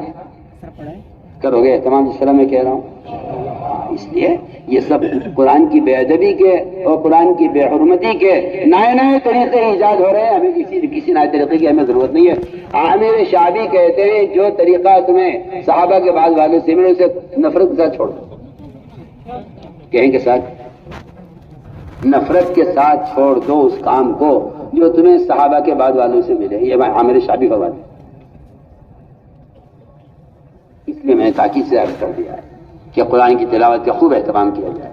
ابو بکر صدیق فرماتے رضی اللہ تعالیٰ عنہ، اس راستے میں نکل کر 2 کام تم زیادہ کرو گے تو اللہ کی مدد تمہارے ساتھ ہوگی، ایک قرآن کی تلاوت، دوسرے رات کا قیام تہجد، اور سب سے بہترین موقع تلاوت کا یہ ہے کہ ہم صبح صادق سے پہلے، اذان سے پہلے قرآن کھول کر دیکھ کر پڑھیں۔ قرآن کے ساتھ دیکھ کر پڑھنا، حدیث قرآن میں آتا ہے ان قرآن الفجر کان مشہودا، اس وقت کا قرآن پڑھنا اللہ تعالیٰ کے یہاں بطور خاص پیش کیا جاتا ہے۔ اس لیے ہم اس میں قرآن کی تلاوت کا اس وقت اہتمام کریں۔ چند آیتیں بھی آپ نے دیکھ کے پڑھ لی اس وقت، کہ اس وقت کا مطلب یہ ہے کہ یا تو یہ اللہ کے یہاں خاص طور پر پیش کیا جائے گا۔ بعض مفسرین نے کہا ہے کہ اس کا مطلب یہ ہے کہ فرشتوں کی دونوں جماعتیں موجود ہوتی ہیں، صبح کی بھی شام کی۔ تہجد کا وقت چھوڑا ہے، اب صبح ہونے والی ہے، صبح کی جماعت آ گئی ہے فرشتوں کی، رات کی جماعت ابھی واپس نہیں گئی ہے۔ آپ نے عمل ایک کیا، ڈبل لکھا گیا ہے، رات کی جماعت صبح کی جماعت دونوں اس کو لکھ لیتے ہیں۔ اس وقت کا قرآن پڑھنا معالیہ صاحب فرماتے تھے، میں نے سارے بزرگوں کے اوراد و وظائف کر کے دیکھے کون سے وظیفے میں، کون سے ذکر میں اللہ کا قرب زیادہ ہے، لیکن سب سے زیادہ میں نے اللہ کا قرب محسوس کیا ہے تو وہ صبح صادق سے پہلے قرآن کو دیکھ کر پڑھنے محسوس کیا، اس لیے اس کا اہتمام کیا جائے، اس کا اہتمام کیا جائے۔ دوسری دوسری اہم بات یہ ہے کہ قرآن کا ترجمہ ہر آدمی دیکھا کرے، یہ وہ ضروری بات ہے۔ یہ انگلش اور یہ انگریزی اور یہ وکالت اور یہ ساری جہالت کے فنون، ان کو آدمی سمجھ کر پڑھتا ہے۔ انگریزی اخبار مل جائے کسی کو، وکیل کچھ لکھ کے دے دے آپ کو، آپ اس وکیل کے پرچے پہ لے کے جائیں گے انگریزی جاننے والے کے پاس کہ جی آپ بتا دو اس میں لکھا کیا ہے، کہ میری زمین کا مقدمہ چل رہا ہے، وکیل نے لکھ کر دیا ہے، کیا مطلب ہے اس کا؟ چھوٹی زمین کا مسئلہ پیش آ گیا آپ کی، آپ وکیل نے کچھ لکھ کر دیا ہے، آپ کو اطمینان نہیں ہوگا جب تک آپ اس کو سمجھ کر پڑھ نہ لیں یا جاننے والے سے آپ اس کو سن نہ لیں۔ سوچیے آپ، اللہ آپ سے مخاطب ہے، اے ایمان والو، اے ایمان والو، اے ایمان والو، اور ایمان والوں کا کہنا یہ ہے کہ انگریزی اخبار جھوٹا، وہ تو سمجھ کے پڑھ لیں گے، لیکن قرآن کو سمجھ کے پڑھنے کی کوئی ضرورت نہیں ہے۔ بعض ایسے بھی جاہل قسم کے لوگ آپ کو ملیں گے جو کہیں گے عوام کے لیے قرآن سمجھنا کوئی ضروری نہیں ہے، ان کو تو تلاوت کرنا کافی ہے کیونکہ انہیں اجر ملا۔ میں کہتا ہوں قرآن کے اجر ہی نہیں چاہیے صرف، بلکہ ہمیں قرآن کا اثر بھی چاہیے کہ قرآن پڑھنے والا قرآن کی بات سے متاثر ہو۔ متاثر وہ ہوگا جو قرآن کو سمجھ کر پڑھے گا، جو قرآن سمجھ کر نہیں پڑھے گا وہ قرآن سے متاثر نہیں ہوگا۔ میں آپ کی ایک مثال دیتا ہوں۔ آپ سفر میں تھے، آپ کو کسی نے آپ کے باپ کے انتقال کی خبر سنائی۔ سنو میں بہت اچھی مثال دے رہا ہوں۔ کسی نے آپ کے باپ کے انتقال کی خبر سنائی، جی آپ کے بجی کا انتقال ہو گیا، مگر اس نے یہ خبر آپ کو انگریزی میں سنائی۔ سنو آپ انگریزی جانتے نہیں، تو آپ اس بات کو سن کر ہنس کر مسکرا کر خاموش ہو جائیں گے؟ آپ بتائیے، کیا آپ اس انگریزی میں جس نے آپ کو انگریزی میں آپ کے باپ کے انتقال کی خبر دی ہے، آپ اس پہ روئیں گے؟ بولیے کیا خیر؟ آنا میں جواب تو دوں میری بات کا، تاکہ مجھے اطمینان ہو تو میری بات سمجھ رہے ہو۔ بولو،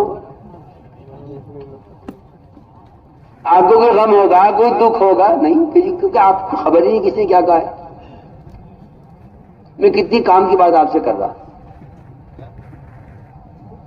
آپ جو یہ کہتے ہیں کہ عوام کے لیے قرآن کو سمجھ کے پڑھنا کوئی ضروری نہیں ہے، میں کہتا ہوں آپ کے خیال بالکل غلط خیال ہے، آپ اپنی اصلاح کیجئے۔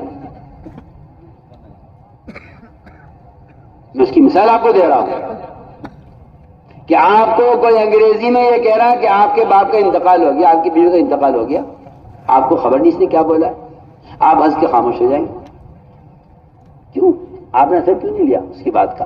اتنی اہم خبر اس نے سنائی ہے، آپ کہہ گئے مجھے تو پتہ ہی نہیں کیا کہا ہے۔ اگر اسی بات کا ترجمہ کر دیا جائے آپ کے سامنے کہ یہ انگریزی میں یہ کہہ رہا ہے کہ آپ کے ابا کا انتقال ہو گیا، بتائیے آپ کی کیا کیفیت ہوگی؟ سوچیے، میں تو آپ کو آسان مثال دے رہا ہوں۔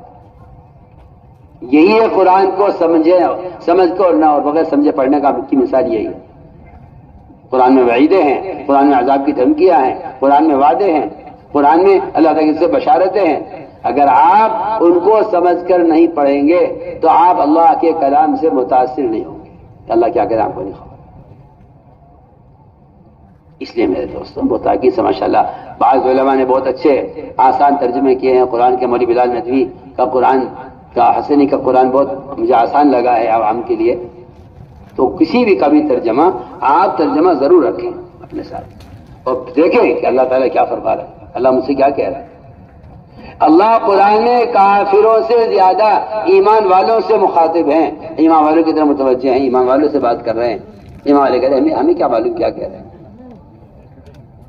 کسی بیوقوفی کی سوچ ہے، انگریزی سمجھ کے پڑھتے ہیں، وکالت میں خوب سر پھوڑتے ہیں، تجارت خوب پڑھتے ہیں، بزنس بڑھنے ڈاکٹر بننے کے لیے امریکہ چلے جائیں گے، باہر کے ملکوں میں دھکے کھاویں گے۔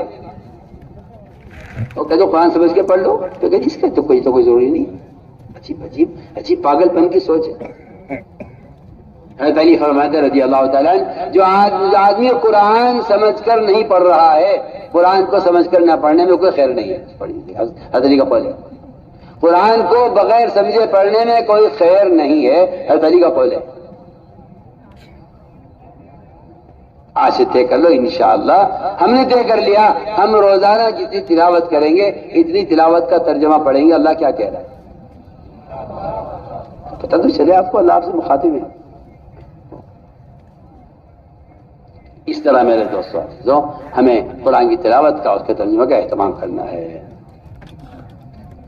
اگر ہم عبادات کے ذریعے اپنے اللہ کے درمیان کے تعلقات کو ٹھیک کر لیں، جتنا فسادات، مسلمانوں میں جھگڑے، فریزیاں، یہ جو کچھ بھی ہو رہا ہے، یہ سب کا سب اس لیے ہے کہ میں اللہ سے بگڑا ہوا ہوں، میں نے اللہ سے بگاڑی ہوئی ہے۔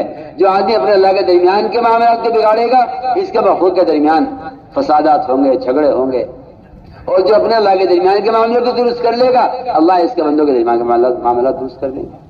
من اصلح ما بین و بین اللہ اصلح اللہ ما بین و بین خلقہ، بندے کے اور مخلوق کے درمیان کے تعلقات جب ٹھیک ہوتے ہیں، جب اس کے اللہ کے تعلقات ٹھیک ہوتے ہیں، تو چنانچہ حقوق اللہ کے ساتھ سب سے مسئلہ حقوق العباد کا ہے۔ اللہ اپنے حق کے لیے چاہیں گے معاف کر دیں گے، لیکن بندہ اگر بندوں کے حقوق مار کر گیا ہے، اس کی زمین قبضائی، اس کی دکان ہتھیائی، اس کے پیسے مار لیے، اس کے ساتھ خیانت کر لی، اس کی زمین دبا لی، یہ وہ عابد ہے، یہ حاجی صاحب ہیں، اور یہ وہ آدمی ہے جس نے بڑے عمرے کیے ہیں، بڑے قرآن ختم کیے ہیں، یہ بڑا نمازی تھا اور یہ بڑا عبادت گزار تھا، لیکن اس کو چاٹا مار دیا، اس کو ڈانٹ دیا، اس کو ذلیل کر دیا۔ یہ آئے گا قیامت میں پہاڑوں کی طرح اعمال کا ڈھیر لے کر آئیں گے، حق والے آئیں گے، اپنے حق کا سوال کریں گے۔ اللہ فرمائیں گے، حق والے سے کہیں گے اس کی نیکیاں لے لو، ساری نیکیاں اس کی لے لی جائیں گی، یہ نیکیوں سے خالی ہو جائے گا، نیکیوں سے خالی ہو جائے گا یہ عابد۔ آج کل لوگوں کا خیال یہ ہے کہ جی میں تو ان سے بہت اچھا ہوں، کیونکہ تو نماز پڑھتی ہوں، میں تو نماز پڑھتا ہوں۔ تو نماز پڑھتا ہے، مگر تو نے اگر بے نمازی کا حق مارا ہے تو تیری یہ نمازیں حق والے لے جائیں گے قیامت میں۔ وہاں تو بے نمازی ہوگا، وہاں تو بے نمازی ہوگا، یہ نمازی ہو جائے گا۔ سنو میں کیا کہہ رہا ہوں، جو مسلمان کا حق مارے گا دنیا میں، وہ آخرت میں نماز سے خالی ہو جائے گا۔ لیکن آج کل جن لوگوں کی نظر اپنی عبادات پر ہے کہ جی میں تو بہت تہجد پڑھتا ہوں، میں تو بڑی تلاوت کرتا ہوں، آپ کو ایسے بزرگ ملیں گے کہ ان کی پیشانی پر تو سیاہ نشان ہوگا سجدے کا، مگر پڑوسی پریشان ہوگا۔ ان کے اللہ کے درمیان تو بڑا اچھے تعلقات ہیں، کیونکہ عبادات مستغنی کا حق ہے، اللہ کا عبادت کی ضرورت نہیں ہے، لیکن مخلوق محتاج ہے، مخلوق کو آپ نے اس کا حق مارا ہوا ہے، آپ اسے اپنا حق چاہیے۔ اللہ تعالیٰ کو مخلوق کی عبادت کی ضرورت نہیں ہے، مگر مخلوق کو اپنے حقوق کی ضرورت ہے۔ آپ ایک زمین قبضہ بیٹھے ہیں، کسی سے قرض لے کر اس کے واپس نہیں کر رہے ہیں، یہ ساری اللہ اکبر بعض روایتیں ایسی عجیب و غریب ہیں۔ آپ نے فرمایا آپ اس طرح دیکھنے لگے حیران ہو کر آسمان کی طرف، بہت حیران آسمان کی طرف دیکھنے لگے۔ آپ صحابہ دیکھ رہے کیا ہو رہا ہے، آپ نے کہا اللہ اکبر یہ کیا اتر رہا ہے، اللہ اکبر یہ کیا اتر رہا ہے۔ صحابہ نے کہا کیا اتر رہا ہے، ہمیں نظر نہیں آ رہا۔ فرمایا آج اللہ نے ایک عجیب بات اتاری ہے آسمان سے، اور یہ بات اتاری ہے اگر کوئی شخص اللہ کے راستے میں شہید کر دیا جائے، پھر زندہ کیا جائے، پھر شہید کیا جائے، پھر زندہ کیا جائے، فرمایا کہ اتنی فضیلت کے باوجود بھی اللہ کے یہاں اس کی مغفرت نہیں ہوگی جب تک اس کے ذمہ قرضہ ہے کسی کا، اس کے ذمہ کسی کا حق ہے۔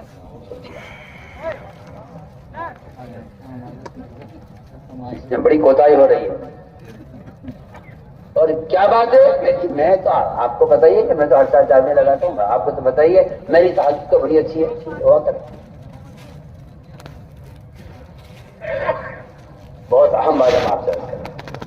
اگر آنکھ بند ہونے سے پہلے آپ نے یہ قرضہ ادا کر دیا، یہ حق کسی کا تھا آپ نے ادا کر دیا، تو آپ کی عبادتیں آخرت کے لیے محفوظ ہیں، اور اگر آپ کی آنکھ بند ہو گئی اور یہ آپ کے ذمہ رہ گیا تو پھر قیامت میں آپ کی ساری نیکیاں حق والے لے جائیں گے، آپ نیکیوں سے خالی ہو جائیں گے۔ حق والے کے ہمارا حق ابھی باقی ہے، حق والے سے کہا جائے گا کہ تم اپنے گناہ اس پر ڈال دو، یہ عابد تو ان کے گناہ لے لے گا، اپنے نیکیاں حق والوں کو دے دے گا، پھر اس عابد کو جہنم میں ڈال دیا جائے گا۔ اس لیے ہم کہہ رہے ہیں کہ یہ بہت اہم مسئلہ ہے، اللہ کے راستے میں نکلنے کی غرض ہے یہ کہ ہمیں حقوق کے ادا کرنے کی استعداد پیدا ہو، وہ اس سے ہوتی ہے کہ ہم اجنبی لوگوں کی خدمت کریں۔ اللہ کے راستے میں نکل کر خدمت کرنے کا مقصد ہی یہی تھا تاکہ ہمارے اندر تواضع پیدا ہو، ہمارے اندر اکرام کی صفت پیدا ہو۔ آپ صلی اللہ علیہ وسلم جماعت میں نکالا کرتے ہوئے صحابہ کا یہ کہہ کر کہ اجنبیوں کے ساتھ نکلو تاکہ تمہارے اندر تمہارے اخلاق اچھے ہو جائیں۔ کیونکہ مسلمان بٹا ہوا ہے نا، برادریوں میں، فرقوں میں۔ اہل حق کتنے فرقے ہو گئے؟ آپ کی جماعت کیا ہے؟ آپ کی جماعت کیا ہے؟ آپ کس طرف ہیں؟ آپ کس طرف ہیں؟ آپ اس طرف ہیں؟ میں کہتا ہوں کسی مسلمان سے پوچھنا کہ آپ کس طرف ہیں، یہ جملہ اتنا گندا جملہ ہے، یہ مسلمان کی درمیان تفریق کرنے کا جملہ ہے۔ آپ کس طرف ہیں؟ کس طرف کیا ہوتا ہے؟ مسلمان کی تو دو طرف ہے ہی نہیں، اللہ اس کا ایک، نبی اس کا ایک، کعبہ اس کا ایک، قرآن اس کا ایک۔ اس کو یہ سوال ہی مسلمان کے لیے محمل سوال ہے کہ آپ کس طرف؟ ہمارا کوئی طرف نہیں ہے، ہمارے یہاں کوئی دکھ رہا ہے، بیٹھ جاؤ نیچے خاموش ہو گئے، ادھر دیکھو میری طرف، تو شیطان ہے کوئی، یہ لوگ کوئی نہ سنتے ہیں نہ سننے دیتے ہیں، انتظام والے خاموش ہو کے بات سنو۔ تو میں نے عرض کیا کہ امت بٹی ہوئی ہے فرقوں میں، آپ کس مذہب کے ہیں؟ آپ کس خیال کے ہیں؟ آپ کس طرف ہے؟ ہمارا کوئی طرف نہیں۔ یہ سوال کرنا مسلمان کا، یہ سوال کرنا کسی مسلمان سے کہ آپ کدھر ہیں، آپ کس طرف کے ہیں، یہ امت کو ذبح کرنے کا جملہ ہے۔ ہمارا کوئی طرف نہیں، ہم سب کے ہیں، سب ہمارے ہیں۔ اس لیے ہمارے یہاں گشتوں میں، ملاقاتوں میں یہ تصور میں بھی مت لانا کہ میں جس سے بات کر رہا ہوں یہ کون ہے۔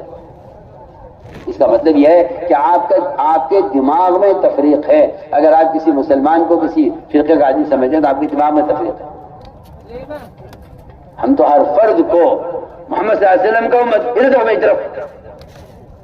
صلی اللہ علیہ وسلم کا امتی سمجھ کر بات کریں۔ ہمارے نزدیک ہمارے یہاں امت سے بڑا کوئی رشتہ نہیں ہے، سب سے بڑا رشتہ امت ہونا ہے، بس سب سے بڑا رشتہ امت ہی ہونا ہے۔ ہم تو اس کو امتی جانتے ہیں، امتی اسے کہتے ہیں کہ جو لوگوں کو دین سکھلائے اس کو امتی کہتے ہیں، کوئی بھی ہو، ساری امت ہے، ہر فرد امت ہے۔ امت کہتے ہیں الذی علم الناس الخیر، کہ جو لوگوں کو بڑی بات سکھلائے اس کو امت کہا جاتا ہے۔ اس لیے میرے دوستو عزیزو، ہم جماعت میں ہوں یا اپنے مقام پر ہوں، ہر مسلمان کے ساتھ خندہ پیشانی سے پیش آنا، ہر مسلمان کا اکرام کرنا۔ آپ کو خوب موقع ملے گا اکرام کا، آپ ٹرین میں ہیں، بس میں ہیں۔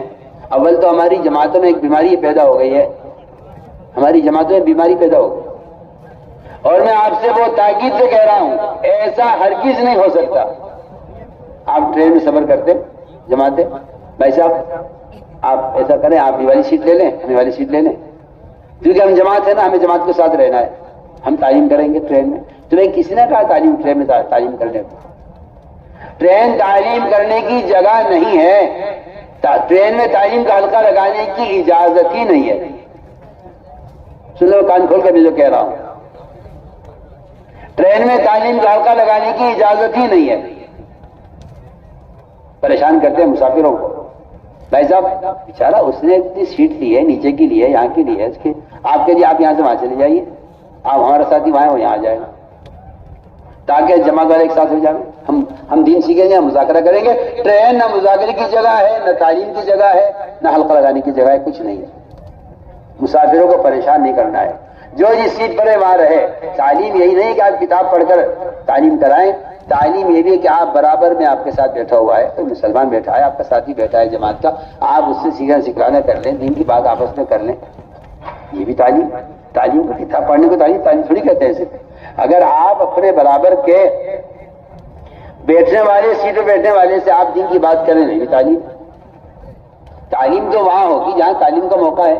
مسجد میں کریں، کسی جگہ آپ اتر گئی آپ کی جماعت، وہاں آپ تعلیم کا حلقہ کریں، لیکن آپ اسٹیشن پر تعلیم کرنے لگے اور آپ جو ہے ٹرین کے اندر تعلیم کا حلقہ قائم کریں، یہ ہنگامی جگہ ہے، یہاں کوئی تعلیم کا حلقہ قائم کرنے کی قطعاً اجازت نہیں ہے۔ اور کسی مسافر کو اس کی سیٹ کے بدلنے کی کے لیے کہنا، اس کی کوئی ضرورت نہیں ہے۔ جس کی جہاں سیٹ وہاں رہے، اور ٹرین میں اس طرح سے میں تو کہہ رہا تھا کہ ہر ایک کا حق ادا کرنا، ہر ایک کا اکرام کرنا۔ ہمیں خوب موقع ملے گا اکرام کا اللہ کے راستے میں نکل کر. حضرت علی فرماتے رضی اللہ تعالیٰ عنہ شرافت انسانی جو کاموں سے کام یہ بھی ہے کہ آپ جب جماعت میں نکلیں تو زیادہ اپنے ساتھ خرچ زیادہ لے کر نکلیں, جہاں جائیں وہاں والوں کا اکرام کریں اور اپنا دسترخوان لمبا کریں, ہر ایک کا اکرام کریں, ہر ایک کا. اب تو ہماری تو اللہ معاف کرے بخیلوں کی جماعت ہوتی ہے. کیوں جی بتائیے جی فلاں صاحب تشکیل والوں سے پوچھیں گے اجی ہمارا چلہ کتنے پر ہو جائے گا, یہ بیٹے کی شادی 2 لاکھ خرچ کر دیا, برابر والے نے بیٹے کی شادی کی ہے اس نے 50 لاکھ خرچ کیا, میں کروڑ کروں گا جب تو میری عزت ہوگی, ورنہ یوں کیا ہوگا. جو مصیبتیں پڑ رہی ہیں اور جو اللہ تعالیٰ کی طرف سے بے برکتیاں آ رہی ہیں اس کی بنیادی وجہ یہ ہے کہ مسلمان اسراف کر رہا ہے. اسراف کرنا حرام ہے, چاہے شادی میں کریں, چاہے مکان میں کریں, چاہے سواری میں کریں, اسراف حرام. کسے کہتے ہیں اسراف؟ جتنے میں انسان کی ضرورت پوری ہو سکتی ہے اس سے زائد خرچ کرنا حرام ہے.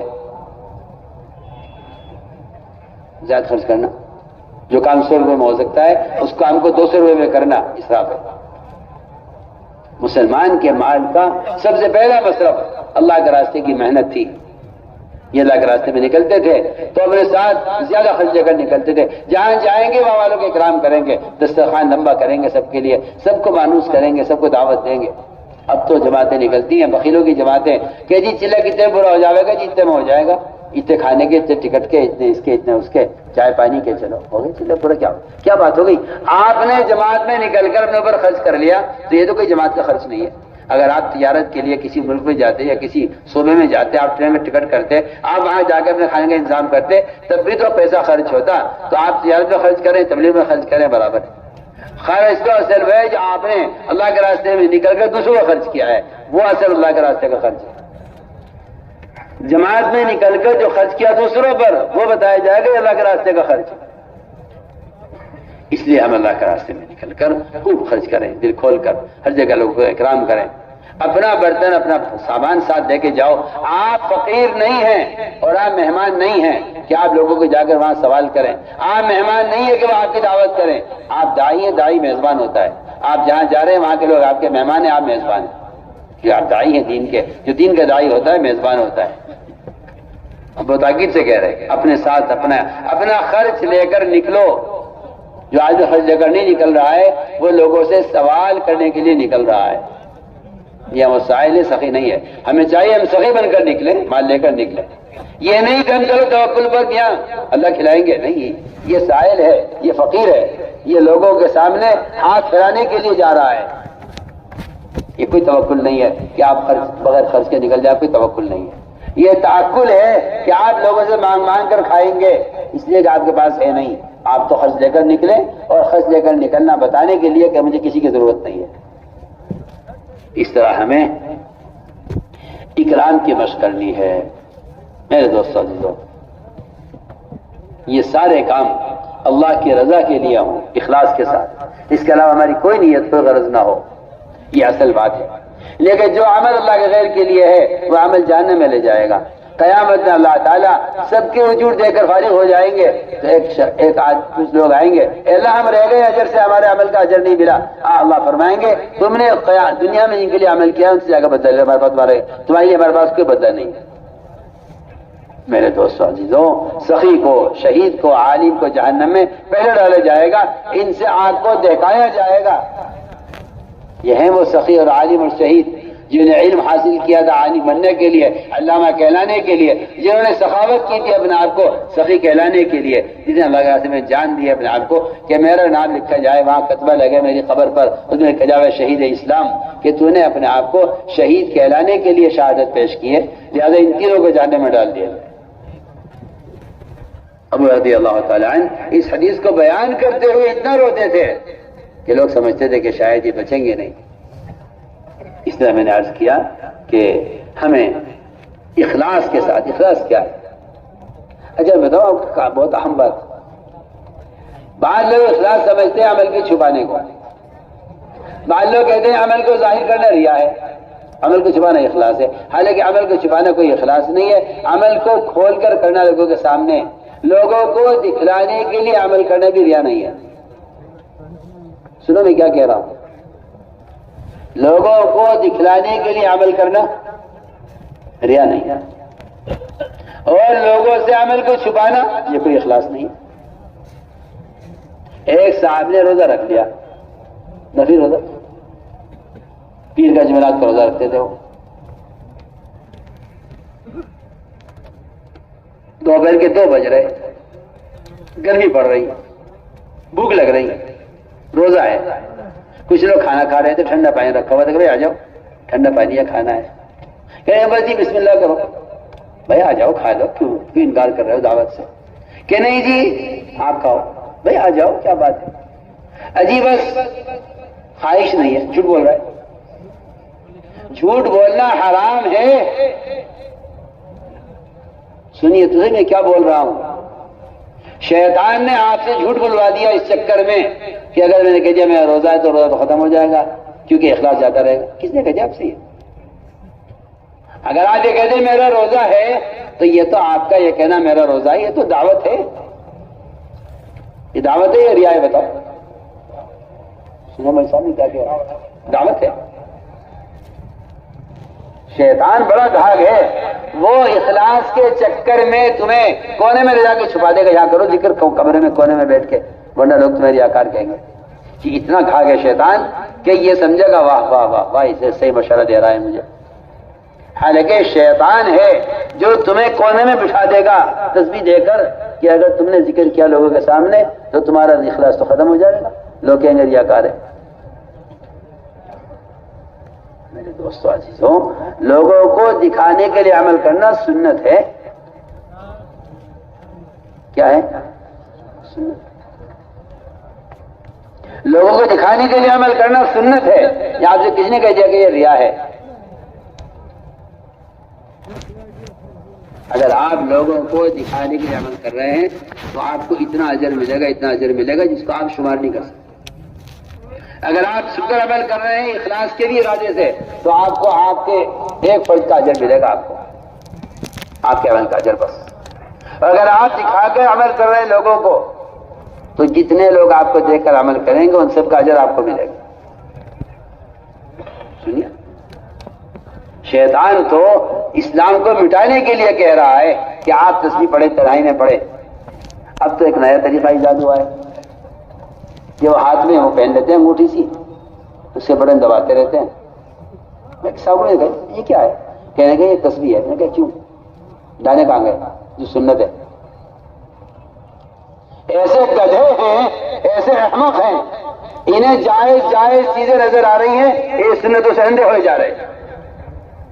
جب کہو تو کہتے دیکھو جی میں تو بڑا تشدد ہے، یہ تو بڑے سخت ہیں، یہ تو یہ باتیں کرتے ہیں، یہ تو وہ باتیں کرتے ہیں، فلاں نے تو کہہ دیا کوئی حرج نہیں ہے، یہ کہتے ہیں کوئی حرج ہے۔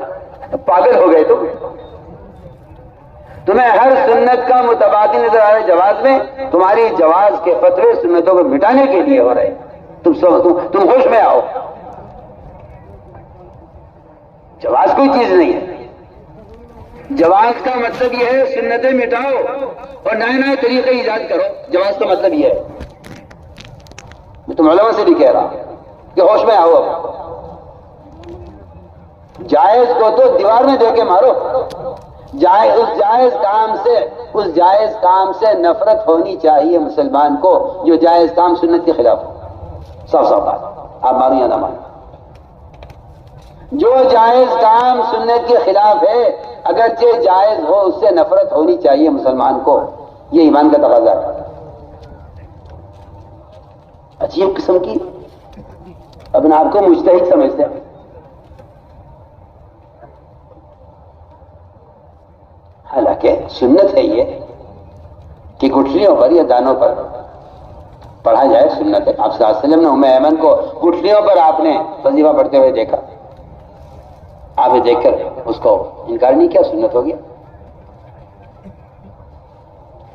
ابو رضی اللہ عنہ نے ایک تاگے میں گرہیں باندھ رکھی تھی، وہ اس پر روزانہ 12,000 استغفار کرتے تھے، 12,000 روزانہ استغفار، 12,000 استغفار کرتے تھے۔ اور شمار کرنے کے لیے تاگے میں گرہیں لگا رکھی تھی، اس پر 12 استغفار کرتا تھا۔ تو میں کہہ رہا تھا کہ عمل کو چھپا کر کرنا کوئی اخلاص نہیں، عمل کو لوگوں کو دکھانے کے لیے کرنا کوئی ریا نہیں. ریا یہ ہے کہ یا تو آپ مخلوق کو راضی کرنے کے لیے عمل کریں، یا آپ اس لیے عمل کر رہے ہیں لوگوں کو دکھانے کے لیے تاکہ میں عمل والا کہلایا جاؤں. نہیں، اپنے آپ کو عمل والا بتلانے کے لیے عمل کرنا ریا ہے، دوسروں کو عمل پر لانے کے لیے عمل کا دکھانا عین دعوت ہے، عملی دعوت ہے. اس لیے میرے دوستوں ہر کام ہمیں اپنی نیت کو درست رکھو. اخلاص کا تعلق نیت سے ہے. اگر آپ کی نیت اپنے آپ کو عمل والا بتانے کی ہے تو ریا ہے، اگر آپ کی نیت اپنے عمل کو ظاہر کرنا ہے لوگوں کو عمل لانے کے لیے تو دعوت ہے. اس طرح ہمیں ہر کام میں اپنی نیت کو درست رکھنا ہے. اب اگلی بات بنیادی ہے کہ لایانی سے اپنے آپ کو خود بچانا ہے. سب سے لایانی موبائل ہے جس نے معاشرے کو برباد کر دیا، علم کو برباد کر دیا، علماء کے وقار کو ختم کر دیا. لوگ سمجھتے ہیں کہ سہولت ہے، میں کہتا ہوں کوئی سہولت نہیں ہے. آپ کو آپ کے ہر عمل میں غفلت داخل کرنے کے لیے بنایا گیا ہے کہ آپ کا ہر عمل غفلت سے ساتھ ہو. اس کو جماعت میں لے کر جانے کی قطعاً کوئی گنجائش نہیں ہے. غلطی سے کوئی لے آیا ہے جو ہاتھ سے نکلنے والا بند کر کے امیروں کی ذمہ داری ہے کہ وہ اپنے کسی ساتھی کو پورے سفر میں اس کو استعمال نہ کرنے دیں، ورنہ اللہ تعالیٰ قیامت میں امیروں کی گردن ناپیں گے. سب سے پہلے امیروں سے سوال ہوگا. میں آپ سے کھل کر کہہ رہا ہوں، اگر آپ کی جماعت کا کوئی ساتھی موبائل استعمال کرتا ہے سفر میں تو آپ یاد رکھیے کہ اللہ امیر کو پکڑیں گے.